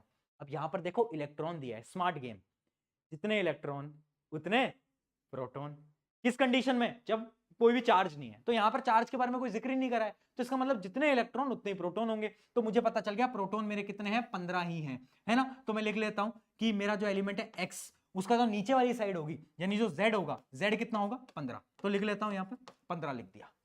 अब न्यूट्रॉन हमें गिवन है 16, ऊपर क्या आता है, मास नंबर क्या होता है, प्रोटॉन प्लस न्यूट्रॉन, यानी मुझे क्या करना था, 16 और 15 को जोड़ना था, 16 प्लस 15 कितना होता है, 16 प्लस 15 होता है 31, तो बस आपको यहां पर 31 लगाना था, और ये आपका एलिमेंट बन गया, है ना। ऊपर क्या आता है, मास नंबर, नीचे क्या आता है, एटॉमिक नंबर। बहुत बढ़िया, चलिए एक और क्वेश्चन देखते हैं, what are the atomic number, mass number and valency of atom X Y Z. क्या बात है, इतनी सारी चीजें पूछ ली। देखो भाई पहले एक्स की बात करते हैं, है ना, एक्स से वैसे भी अपना बहुत लगाव है, देखते हैं। अब देखते हैं इसके अंदर 5 प्रोटॉन है, 6 न्यूट्रॉन है, तो एटॉमिक नंबर तो ऑब्वियस सी बात है कितना होगा, एटॉमिक नंबर होगा इसका 5, और मास नंबर कितना होगा, 6 प्लस 5 यानी 11, है ना। तो ये हो गया, ये हो गया। अब वैलेंसी भी पूछी, वैलेंसी कैसे निकालोगे, आउटर मोस्ट शेल पे कितने इलेक्ट्रॉन है, 1 2 3 1 2 3, मैंने बोला था 1 2 3 4, इन चारों के अंदर सेम वैलेंसी होगी जितने आउटर मोस्ट शेल पे, तो इसकी वैलेंसी कितनी हो जाएगी 3 हो जाएगी। बहुत बढ़िया, आगे बढ़ते हैं। इसकी बात करो, इसको देखो गौर से। इसका क्या आएगा? इसका आपका एटॉमिक नंबर आएगा, साफ आपको दिख भी रहा है, एटॉमिक नंबर होगा आपका 8 और जो आपका मास नंबर होगा वो होगा 18। बहुत सही। अब इसकी वैलेंसी कितनी है? 1 2 3 4 5 6। कितनी होगी वैलेंसी? 8 - 6 यानी 2। बहुत बढ़िया। अब हम बात करते हैं Z की। Z का देखो एटॉमिक नंबर कितना है? एटॉमिक नंबर होगा इसका 15 और मास नंबर कितना होगा? 16 + 15 एक बार कर दो फटाफट से, वो हो जाएगा आपका 31। अब वैलेंसी देखो 1 2 3 4 5। तो यहां पर आप देख सकते हो 5 है इलेक्ट्रॉन आउटर मोस्ट शेल पे। तो क्या करूंगा? 8 - 5 यानी 3। वैलेंसी हो गई 3। बस देख लो, इतनी सिंपल रूल, इतनी सिंपल ट्रिक्स मैं तुम्हारे लिए इतना सिंपल बना देता हूं ना। और पता है क्या है इसके लिए ना, रात रात बैठ के मेरे को ना बहुत रिसर्च करनी पड़ती है, ऐसी ऐसी ट्रिक खोजनी पड़ती है ना जो तुम्हारे काम आ पाए। बहुत बच्चों से बात करने के बाद पता चल पाती है। तो सच बता रहा हूं, इनमें बहुत एफर्ट लगता है, वेरी ऑनेस्टली इसमें बहुत एफर्ट लगता है ना। और मुझे बस मजा आता है। तुम लोग जब पढ़ते हो ना, कमेंट करते हो ना, भैया यार मजा आ गया, वो जो फील है ना मेरे लिए, वो बहुत इंपॉर्टेंट है। बहुत बार ऐसा हुआ है बीमार हूं तब भी शूट करा है। क्यों? क्योंकि मजा आता है यार, मुझे पता नहीं क्यों मजा आता है। तुम्हारे लिए तुम्हारे जो कमेंट्स होते हैं ना वो बहुत मैटर करते हैं। आगे बढ़ते हैं अगले सवाल की तरफ। Helium atom has an atomic number 4u and 2 proton in its nucleus. How many neutrons do it have? अरे भाई, प्रोटॉन का नंबर हमें गिवन है कितना? प्रोटॉन है 2। हमें नंबर गिवन है प्रोटॉन का 2 और हमें मास नंबर भी गिवन है, प्रोटॉन भी गिवन है। तो न्यूक्लियस निकाल दो, कितने न्यूट्रॉन होंगे? अरे 4 - 2, तो ये आपके 2 न्यूट्रॉन है। बस डन। इस प्रकार के बहुत सारे सवाल आपके पेपर के अंदर आ रहे होते हैं। ठीक है, आइसोटोप और आइसोबार पे बढ़ने से पहले एक क्वेश्चन और कर लेते हैं। Calculate the number of neutron, atomic number and mass number present in the nucleus of the element X which is represented as this। कुछ नहीं करना, आपको बताना है एटॉमिक नंबर क्या है, मास नंबर क्या है और नंबर ऑफ न्यूट्रॉन्स क्या है। कैसे बताओगे भाई? देखो यार, ये तो बड़ा सिंपल है, ये तो तुम खुद भी कर सकते हो। देखो देखो क्या लग रहा है, बोल। अरे यार बोल नहीं रहा। फिर एटॉमिक नंबर मास नंबर दोनों को सब्ट्रैक्ट करो, कितना आ रहा है? 31 - 15। अरे बोल दो यार, 31 - कितना? 16। तुम्हारा ओह साइंस का टीचर है तो मैथ कमजोर समझे क्या? है कमजोर समझे क्या बेटा? जब तुम छोटे से थे ना, तब मैंने IIT JEE का पेपर निकाला था, जब तुम नन्हे मुन्ने से थे। समझ रहे हो बात को? चलो ठीक है, 31 - 15 क्या आ गया? 16। तो वो हो गया आपका नंबर ऑफ न्यूट्रॉन। अब बढ़ जाता है इस चैप्टर के आखिरी टॉपिक की तरफ जो कि है आइसोटोप। बट एक घूंट पानी का पी लूं, उसके बाद कंटिन्यू करते हैं। हाँ भाई, बात कर रहे हैं आइसोटोप की। अब देखना आइसोटोप क्या है, देखो ध्यान से समझना। इसकी ना एक निमोनिक है जिससे आप याद कर सकते हो। मैं आपको समझा देता हूं बट फिर आपको ट्रिक भी बताऊंगा। आइसोटोप बेसिकली है एक ऐसे कुछ एलिमेंट्स जिसके अंदर आपका जो एटॉमिक नंबर है ना, एटॉमिक नंबर वो तो सेम रहेगा। एटॉमिक नंबर क्या है? जो नीचे लिखा जाता है Z, हाँ वो तो सेम है। बट आपका जो मास नंबर है ना वो बदल जाता है भैया, ये कैसे पॉसिबल है? एलिमेंट सेम रहेगा बट एलिमेंट का एटॉमिक नंबर भी सेम रहेगा, यानी नंबर ऑफ प्रोटॉन भी सेम रहेंगे, बट उसका जो मास है, मास नंबर है, वो बदल जाएगा। भैया वो कैसे बदला? वो इसलिए बदला क्योंकि कुछ कुछ कंडीशन में क्या होता है बेटा, आपका जो न्यूट्रॉन का नंबर होता है ना वो बदल जाता है, वो बदल जाता है। यानी आइसोटोप क्या है? वो atom in which number of neutron differs and number of proton is the same. जैसे कि हम कुछ एग्जांपल आपको मैं बताता हूं, उससे आपको और क्लियर होगा। हाइड्रोजन की बात करते हैं। हाइड्रोजन, हाइड्रोजन भी ना बेटा 3 टाइप का होता है, बताऊं? प्रोटियम, ड्यूटेरियम और ट्राइटियम। ये 3 टाइप के आपके हाइड्रोजन होते हैं और ये तीनों आइसोटोप हैं। आइसोटोप यानी क्या बताया आपका? Atomic number same, mass number different. इसको याद करने की ट्रिक समझो, आइसोटोप में टॉप आता है, टॉप। यानी आइसोटोप के अंदर क्या होगा ना, जो टॉप की चीज है ना वो बदल जाएगी। जैसे कि हम एलिमेंट को लिखते थे X, नीचे हम क्या लिखते थे? Z, ऊपर हम लिखते थे A। ठीक है, तो इसके अंदर क्या होगा? ऊपर वाली चीज बदल जाएगी। आइसोटॉप, तो टॉप से टॉप बदल जाएगा, है ना? टॉप बदल जाएगा, ये सेम रहेगा। इस ट्रिक से याद करो तो तुम आइसोटॉप आइसोबार में कंफ्यूज नहीं होगे कभी भी। इसमें क्या बदलेगा? टॉप बदलेगा। जैसे कि हम बात करते हैं हाइड्रोजन की, तो हाइड्रोजन बेटा 3 टाइप का होता है, याद भी रखना। ये है आपका क्या? ये है आपका प्रोटियम। तो प्रोटियम में क्या होता है ना बेटा, प्रोटियम का जो फॉर्मूला होता है ना वो पता कैसा होता है? वो होता है ऐसा। इसका नीचे जो एटॉमिक नंबर है वो क्या है? 1, और इसका मास नंबर भी 1 है बेटा। यानी इसमें नंबर ऑफ न्यूट्रॉन कितने होंगे? 0, 0, है ना? क्योंकि 1 - 1 कितना हो गया? 0 हो गया। अब एक और इसका आइसोटोप होता है जिसका नाम होता है ड्यूटेरियम। वो पता है कैसा दिखता है? वो दिखता है ऐसा। यानी ये तो सेम है, ये नीचे वाला तो सेम है, बट ऊपर वाला बदल गया, यानी यहां पर एक न्यूट्रॉन आ गया और एक प्रोटॉन मिलके क्या बना दिया, 2 बना दिया। अब इसका एक और वर्जन होता है जिसका नाम है क्या, ट्राइटियम। ट्राइटियम पता है कैसा दिखता है, ट्राइटियम ऐसा दिखता है, यानी इसके अंदर नंबर ऑफ न्यूट्रॉन कितने आ गए, 2 आ गए, 2। इसमें 0, इसमें 1, इसमें 3। नाम याद रखना तीनों का, बार बार सवाल पूछा जाता है। 3 isotopes of hydrogen, protium, deuterium और आपका क्या, ट्राइटियम। ये तीनों के नाम याद रखना। याद रखना प्रोटियम क्या होता है, 1 1 2 1 3 1, इतना समझ लेना। और ये है आपका आइसोटोप का कॉन्सेप्ट। कैसे याद रखोगे, याद रखोगे आइसोटोप वो हैं जिनका टॉप बदल जाता है, बेस एकदम सेम रहता है, ठीक है। अब यहां पर फ्रैक्शनल एटॉमिक मास में बढ़ने से पहले कुछ मैं आपको कॉन्सेप्ट बताना चाहता हूं आइसोटोप के बारे में। देखना बेटा, जो आइसोटोप होता है ना, क्योंकि उसमें नंबर ऑफ प्रोटॉन सेम है, तुम खुद दिमाग लगाना, तुम खुद दिमाग लगा सकते हो। आइसोटोप में क्या है, आपके एटॉमिक नंबर सेम है, यानी मतलब मैं लिख कैसे रहा हूं खुद बताओ। उसमें क्या है, उसमें आपकी ये जो Z वाली चीज है ये सेम है, यानी उसका क्या रहेगा, नंबर ऑफ प्रोटॉन सेम रहेंगे। अब मुझे एक चीज बताओ, नंबर ऑफ प्रोटॉन किसके बराबर होते हैं, नंबर ऑफ इलेक्ट्रॉन के। अगर दो एलिमेंट के अंदर नंबर ऑफ इलेक्ट्रॉन सेम है तो क्या उनकी केमिकल प्रॉपर्टीज सेम होंगी, बिल्कुल होंगी। अरे खुद बताओ, नंबर ऑफ प्रोटॉन सेम तो number of electron same, number of electron same तो भैया सारी जितनी भी केमिकल प्रॉपर्टीज होंगी ना, उनकी केमिकल प्रॉपर्टीज क्या है, उनकी वैलेंसी, उनकी वैलेंसी तो है chemical property, valency, valence electron का नंबर, वो सब सेम होगा। यानी आइसोटोप्स के अंदर याद रखने वाली चीज ये है कि इनकी जो केमिकल प्रॉपर्टीज होती हैं वो हमेशा सेम होती हैं। रीजन क्या है, पेपर के अंदर पूछा जाता है, ध्यान से सुन ले, कि जो आइसोटोप की केमिकल प्रॉपर्टी है वो सेम होती है। क्यों, क्योंकि इसमें क्या होता है, सेम एटॉमिक नंबर है। सेम एटॉमिक नंबर का मतलब है प्रोटॉन का नंबर सेम है, प्रोटॉन के नंबर का सेम का मतलब है इलेक्ट्रॉन का नंबर सेम है, और अगर इलेक्ट्रॉन का नंबर सेम है तो chemical properties will always remain same. But यहां पर जो फिजिकल प्रॉपर्टीज होती है ना, वो अलग हो जाती हैं। फिजिकल प्रॉपर्टीज क्या है, मेल्टिंग पॉइंट, बॉइलिंग पॉइंट, वो सब वो बदल जाती हैं। क्यों बदल जाती हैं, क्योंकि फिजिकल प्रॉपर्टी डिपेंड करती है मास के ऊपर। क्योंकि यहां पर मास बदल गया, मास बदल गया ना, यहां पर मास बदल गया तो फिजिकल प्रॉपर्टी बदल गई। तो नोट कर लो, आइसोटोप के अंदर केमिकल प्रॉपर्टीज सेम रहती हैं, ठीक है, जबकि आपकी जो फिजिकल प्रॉपर्टीज हैं वो क्या है, तुम्हारी क्रश की तरह बदल जाती है। ठीक है बेटा, याद रखेंगे, बहुत बढ़िया। केमिकल सेम किसके अंदर, आइसोटोप के अंदर। अब कुछ एप्लीकेशंस भी याद रखना आइसोटोप के, कुछ अलग अलग एलिमेंट के आइसोटोप है, उनके कुछ काम है, बड़े इंपॉर्टेंट काम है। जैसे कि पहला काम क्या है, जो यूरेनियम होता है ना बेटा, उसका आइसोटोप पता कहां काम आता है, न्यूक्लियर रिएक्टर के अंदर। जो न्यूक्लियर रिएक्टर होते हैं उनके अंदर फ्यूल की तरह काम आता है यूरेनियम। अगला क्या है, isotope of cobalt is useful for treatment of cancer.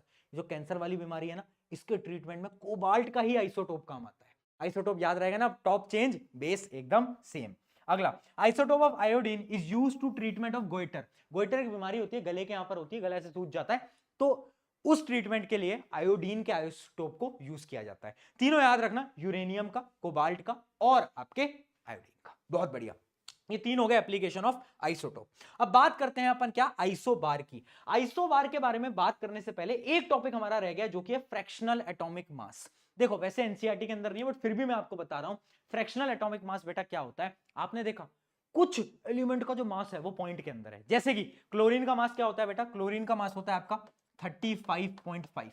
तुमने सोचा कि ये कैसे पॉसिबल है, पॉइंट में कैसे पॉसिबल है, इसका रीजन है फ्रैक्शनल एटॉमिक मास। यानी कुछ ऐसे एटम्स होते हैं ना, उनके अंदर पता है क्या होता है, उनके अंदर जो मास होते हैं ना बेटा, जो न्यूट्रॉन के मास होते हैं वो अलग अलग होते हैं, उनका जो मासिस होता है ना वो अलग अलग होता है। जैसे कि क्लोरीन के अंदर क्या होता है, क्लोरीन के दो मासिस होते हैं बेटा, कौन कौन से, एक होता है आपका क्या, एक होता है आपका Cl35 और एक होता है आपका Cl37।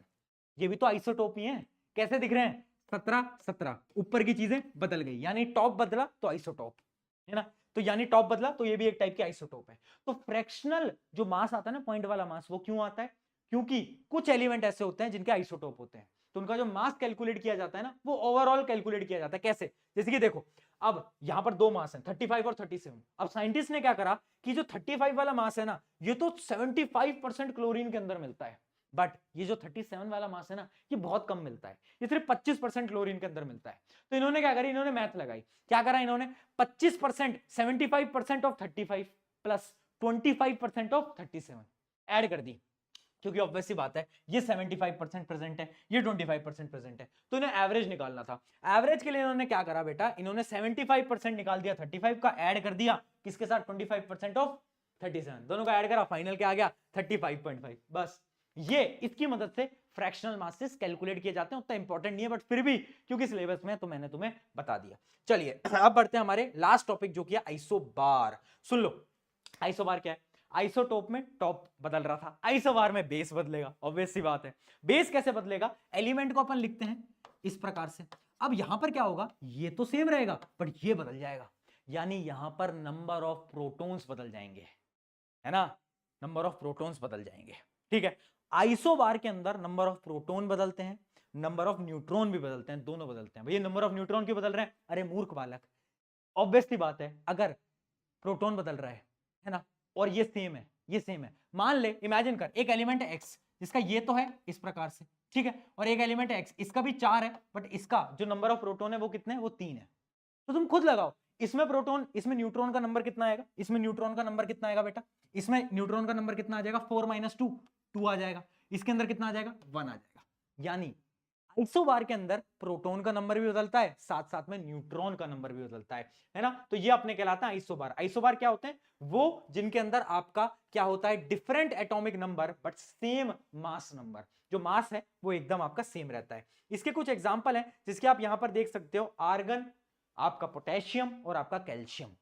ये कुछ ऐसे एलिमेंट हैं जिन तीनों का ही जो मास है ना वो 40 है। इसका भी 40, इसका भी 40, इसका भी 40। बस इनका जो एटॉमिक नंबर है ना, एक का क्या है? एक का है आपका 18, एक का 19, एक का 20, है ना। तो यहां पर क्या है? आपके different number of proton, different number of neutron. ठीक है, अब प्रॉपर्टीज के बारे में बात करते हैं। अब तुम खुद सोचो, अगर यहां पर नंबर ऑफ प्रोटॉन बदल गए तो नंबर ऑफ इलेक्ट्रॉन भी बदल गए। तो क्या यहां पर मैं लिख सकता हूं डिफरेंट डिफरेंट केमिकल प्रॉपर्टीज? क्या लिखूं? डिफरेंट केमिकल प्रॉपर्टीज लिख दूं यहां पर? बहुत बढ़िया। याद रखना, आइसोबार की केमिकल प्रॉपर्टीज अलग अलग होती हैं बट क्योंकि इनका मास सेम है तो इनकी जो फिजिकल प्रॉपर्टीज हैं वो एकदम चकाचक एकदम सेम रहने वाली है। तो आइसोटोप में क्या था? Same chemical properties, different physical properties. यहां पर उल्टा है, बस अक्षय कुमार का मीम चल उल्टा, एकदम उल्टा है। यहां पर कुछ नहीं है, यहां पर केमिकल प्रॉपर्टीज डिफरेंट है और फिजिकल प्रॉपर्टीज एकदम सेम रहने वाली हैं। अब एक डिफरेंस की स्लाइड देख लेते हैं। ये जो सवाल है बेटा, ये बार बार हर बार, है ना, ये सवाल बड़ा इंपॉर्टेंट है। ठीक है, ये सवाल बड़ा इंपॉर्टेंट है और याद रखना, ये बार बार मैं बोल रहा हूं, आइसोटोप के अंदर क्या है? आइसोटोप के अंदर कांस्टेंट है। क्या कांस्टेंट है? आपका एटॉमिक नंबर। जैसे आपका और मेरा प्यार कांस्टेंट है ना यार, मैं तुमसे प्यार करता हूं, कांस्टेंट है, ना कम होता है ना ज्यादा होता है। उसी प्रकार से इसके अंदर एटॉमिक नंबर कांस्टेंट है, जबकि आइसोबार के अंदर क्या होता है? मास कांस्टेंट रहता है और एटॉमिक नंबर बदल जाता है। अगली property, atomic masses are equal, atomic masses are different. अगला, often physical properties are similar. किसके अंदर? आइसोबार के अंदर फिजिकल प्रॉपर्टीज सिमिलर, आइसोटोप के अंदर physical properties different. Chemical properties isobar में डिफरेंट, आइसोटोप में सेम। बस ये 3-4 डिफरेंस है, इनको याद कर लो, काम खत्म। अरे लो भाई, यहां पर कुछ इंपॉर्टेंट क्वेश्चंस आपको करा देता हूं, फिर आपके चैप्टर को करते हैं समाप्त। ठीक है, कुछ इंपॉर्टेंट टॉप 5 क्वेश्चन के लिए रुक जाओ, अभी टॉप 5 क्वेश्चन आने वाले हैं, वो बहुत इंपॉर्टेंट होते हैं। देखो, विल 35, 37, ये क्लोरीन के दो आइसोटोप हैं, आप देख सकते हो, have different valencies, justify your reason. क्या लगता है तुम्हें, क्या ये दोनों जो तुम देख पा रहे हो इनकी वैलेंसीज अलग होंगी? बोल, सोच, दिमाग लगा। भैया यार क्या लगता है भैया, होंगी नहीं होंगी? तेरे को मैं यार तो एक बात बता, जब दोनों का प्रोटॉन सेम तो इलेक्ट्रॉन सेम, तो वैलेंसी कैसे फर्क हो सकती है? वैलेंसी किस पे डिपेंड करती है? इलेक्ट्रॉन पे। तो valencies will remain same, different नहीं होंगी, सेम होंगी, क्योंकि प्रोटॉन सेम, इलेक्ट्रॉन सेम। बहुत बढ़िया। अब आगे बढ़ते हैं, अगला question. Atomic number of calcium and argon are 20 and 18, but the mass number of both these element is 40. What is the name given to such pair of element? वाह भाई वाह, दोनों का मास नंबर सेम है, क्या बोलते हैं इनको? हम आइसोबार बोलते हैं। क्या सिंपल सवाल पूछा है। अगला, टॉप 5 क्वेश्चन आ गए हैं। चलो भाई, yes, we did it guys, we did it. अपन दोनों ने साथ में एक और जंग जीत ली है ना। मैंने तुम्हें इतने चैप्टर पढ़ाए ना, इतने चैप्टर पढ़ाए हैं, 10वीं में भी मुझसे ही पढ़ोगे तुम, भरोसा रखो। ठीक है, बट ये अपनी जर्नी है, अपने चैप्टर ऑलमोस्ट खत्म होने को आ गए हैं। मेरे हिसाब से एक चैप्टर और बचा है, तुम्हारा बस साउंड। यार अपनी जर्नी रही है बहुत प्यारी। चलो क्वेश्चन देखते हैं। Atomic number of an element is equal to what? Atomic number किसके बराबर होता है? बोलो। क्या भैया वो नंबर ऑफ प्रोटॉन के बराबर होता है? बिल्कुल होता है, बट यहां पर ट्रिक करने के लिए एक स्टेटमेंट और दी गई है, नंबर ऑफ इलेक्ट्रॉन। भैया प्रोटॉन इलेक्ट्रॉन के बराबर होते हैं, तो इसका आंसर तो भैया बोथ ए भी होना चाहिए ना, बट मैं बोलता हूं इसका आंसर बेटा ए होना चाहिए, सिर्फ प्रोटॉन। क्यों? क्योंकि यहां पर डिफाइन नहीं किया गया है कि जो चार्ज है ना वो 0 है या फिर चार्ज है। अगर एलिमेंट के पास चार्ज हुआ ना तो कभी भी हम इलेक्ट्रॉन को कंसीडर नहीं कर पाएंगे, और यहां पर गिवन नहीं है। अगर यहां पर गिवन होता ना कि जीरो चार्ज एटम किस पे डिपेंड करेगा, तो प्रोटॉन और इलेक्ट्रॉन दोनों पे डिपेंड करेगा, बट यहां पर क्योंकि नहीं लिखा है तो इसका आंसर सिर्फ प्रोटॉन लिखना है, कंफ्यूज मत होना। आगे बढ़ते हैं, अगला देखते हैं। Isotope and element have, isotope जो है आपके एलिमेंट के, उनके पास क्या चीज होती है, सोचो, क्या उनके पास सेम फिजिकल प्रॉपर्टी होती है? आइसोटोप, टॉप डिफरेंट है यानी मास नंबर डिफरेंट है, बट बेस सेम है, बेस सेम है यानी वैलेंसी सेम है, यानी केमिकल प्रॉपर्टी सेम होंगी, फिजिकल प्रॉपर्टी तो अलग होंगी, तो ये तो गलत है। डिफरेंट केमिकल प्रॉपर्टी, ये भी गलत है। डिफरेंट नंबर ऑफ न्यूट्रॉन, क्या उनके न्यूट्रॉन का जो नंबर है वो अलग अलग होता है? बताओ भाई, क्या अलग अलग होता है न्यूट्रॉन का? बिल्कुल होता है, तो ये एकदम सही है। डिफरेंट नंबर ऑफ न्यूट्रॉन होता है आइसोटोप आइसोबार दोनों के अंदर। अगला, अगला question number 3, which of the following correctly represents electronic distribution in mg atom? mg atom के अंदर कौन सा आपका इसमें से इलेक्ट्रॉनिक डिस्ट्रीब्यूशन करेगा? mg क्या होता है बेटा? 12 होता है, तो 12 में पहले तो आप 2 डिवाइड कर दो, फिर बच गए 8 डिवाइड कर दो, फिर बच गए 2, बस 282 कहां पर है? बहुत बढ़िया, बहुत बढ़िया, है ना, क्या बात है। वो कहानी याद रखना यार, वो साइंटिस्ट वाली, इतनी मेहनत से मैं तुम्हारे लिए साइंटिस्ट की कहानी बना के आया, डेल्टन वाली, है ना, याद रखना। डेल्टन कहाँ रहता था? पीजी में। पीजी में क्या पीता था? चाय पीता था, टी पीता था, है ना, टी पीता था। उसका दोस्त था राकेश गुप्ता, आरजी, आरजी उसका दोस्त था। आरजी के पापा बोर, बोर गलतियां छुपाते थे, उसकी गलतियां छुपाते थे, और उससे एक बात कहा करते थे, नो चीटिंग बेटा, नो चीटिंग। नो चीटिंग यानी, बोलो, न्यूट्रॉन की किसने करी डिस्कवरी? चैटमैन, बहुत बढ़िया। चलिए, है ना, अगला देखते हैं। Rutherford alpha particle scattering experiment showed that, क्या क्या चीजें उसने शो करी? रदरफोर्ड ने बेटा क्या करा था? रदरफोर्ड ने ये बताया था कि जो आपका पार्टिकल है ना, वो बहुत सारे पार्टिकल तो पास कर गए थे, कुछ डिफ्लेक्ट करे थे, और एक पार्टिकल वापस आया था। तो इनमें से कौन कौन सी चीजें बताई थी? पहली, mass and positive charge of atom is concentrated in the nucleus, बिल्कुल सही, उन्होंने बताया था। उन्होंने बताया था कि जो मास है और आप न्यूक्लियस के अंदर कंसंट्रेटेड है। क्या उन्होंने ये बताया था कि जो आपका आपका जो इलेक्ट्रॉन है उसके पास नेगेटिव चार्ज है? क्या उन्होंने बताया था? नहीं, वो तो थॉमसन भैया ने बताया था, ये मत लगा देना। अगला, न्यूट्रॉन एग्जिस्ट इन न्यूक्लियस, क्या उन्होंने बताया? अरे नहीं, न्यूक्लियस की तो डिस्कवरी ही बहुत बाद में हुई थी, याद आ रहा है ना, कब हुई थी? बहुत लेट हुई थी, तो ये भी नहीं है। तो लास्ट क्या है? Most of the space in the atom is empty, बिल्कुल बताया था। तो आंसर आ गया 2 और 4, यानी बी ऑप्शन। बी ऑप्शन जिसने दिया है, ताली बजा लें खुद के लिए, क्योंकि तुमने बहुत टफ सवाल किया, ये इंपॉर्टेंट सवाल था, ये पेपर में आता है बेटा, यहाँ पे स्टार मार्क कर लेना। अगला और आखिरी सवाल आपकी स्क्रीन पर 1 करोड़ रुपए के लिए बेटा, ये रहा। An element X has a mass number of 4 and atomic number 2. What is the valency of this element? ध्यान रखना, यहाँ पर वैलेंसी पूछ रहा है। वैलेंसी कैसे बताते हैं बेटा? वैलेंसी हम बताते हैं किसकी मदद से? एटॉमिक नंबर की मदद से। मास नंबर से कुछ लेना देना नहीं है। एटॉमिक नंबर हमें गिवन है 2, है ना। अब ये क्वेश्चन मैं इसलिए लेकर आया हूं, बच्चे क्या करते हैं ना, बच्चे ट्रिक को फॉलो करते हैं कि भैया अच्छा 2 है तो भैया वैलेंसी तो भैया 2 ही हो जाएगी, आउटर मोस्ट शेल पे 2 इलेक्ट्रॉन है, वैलेंसी भी 2 हो जाएगी। मैंने बताया था, एक्सेप्शन बताया था, है ना। हीलियम, हीलियम के आउटर मोस्ट शेल पे 2 इलेक्ट्रॉन है, और उसकी शेल कौन सी है? के शेल, के शेल है, और के शेल में क्या है? उसको 2 इलेक्ट्रॉन चाहिए, वो तो खुश है, वो तो स्टेबल है, तो उसकी वैलेंसी क्या होगी? 0। याद रखना, इसमें कंफ्यूज मत होना, ये इसलिए बताया था क्वेश्चन तब भी, ठीक है। ऑन दिस नोट ये चैप्टर हो जाता है आपका खत्म, और जाते जाते एक चीज मैं आपको बता देता हूं, देखो यार, ये समय है तुम्हारी लाइफ के सबसे बड़े कमबैक का। एक बार मेरे साथ बस एक बार इमेजिन करके देखना, आंखें बंद करो अपनी और इमेजिन करो वो दिन जब तुम्हारा रिजल्ट तुम्हारे हाथ में आता है, तुम उस रिजल्ट को अपने पेरेंट्स को बताते हो, उन रिश्तेदारों को बताते हो जो कि तुमसे बोल रहे थे कि तेरा कुछ नहीं हो पाएगा, वो रिश्तेदार चुप खड़े हैं, है ना, वो चुप खड़े हैं, वो कुछ नहीं बोल पा रहे क्योंकि तुमने तो प्रूव करके दिखा दिया है। वो इमेजिन करके देखो वो दिन जब आएगा ना, बहुत बेहतरीन होने वाला है। इसी के साथ आज की प्यारी लाइन क्या है? Stay positive at the centre and let the negative orbit around us. यानी आपको जैसे न्यूक्लियस एकदम वो है ना अपना, एकदम पॉजिटिव है सेंटर से, वैसे ही तुम्हें अंदर से एकदम पॉजिटिव रहना, बाहर में नेगेटिविटी आने दो। ऑन दिस नोट, शुक्रिया एवरीवन, मेरा नाम है प्रशांत। वीडियो अच्छी लगी है तो क्या करना है? क्या करना है? चैनल सब्सक्राइब, वो मैं बोलता नहीं हूं, क्या करना है? इंस्टाग्राम पे एक स्टोरी लगाना, बताना मुझे कि लेक्चर कैसा लगा, अच्छा लगा, बुरा लगा, ऑनेस्ट ओपिनियन इंस्टाग्राम पे स्टोरी के थ्रू जरूर बताना, आईडी में डिस्क्रिप्शन में दूंगा। Take care.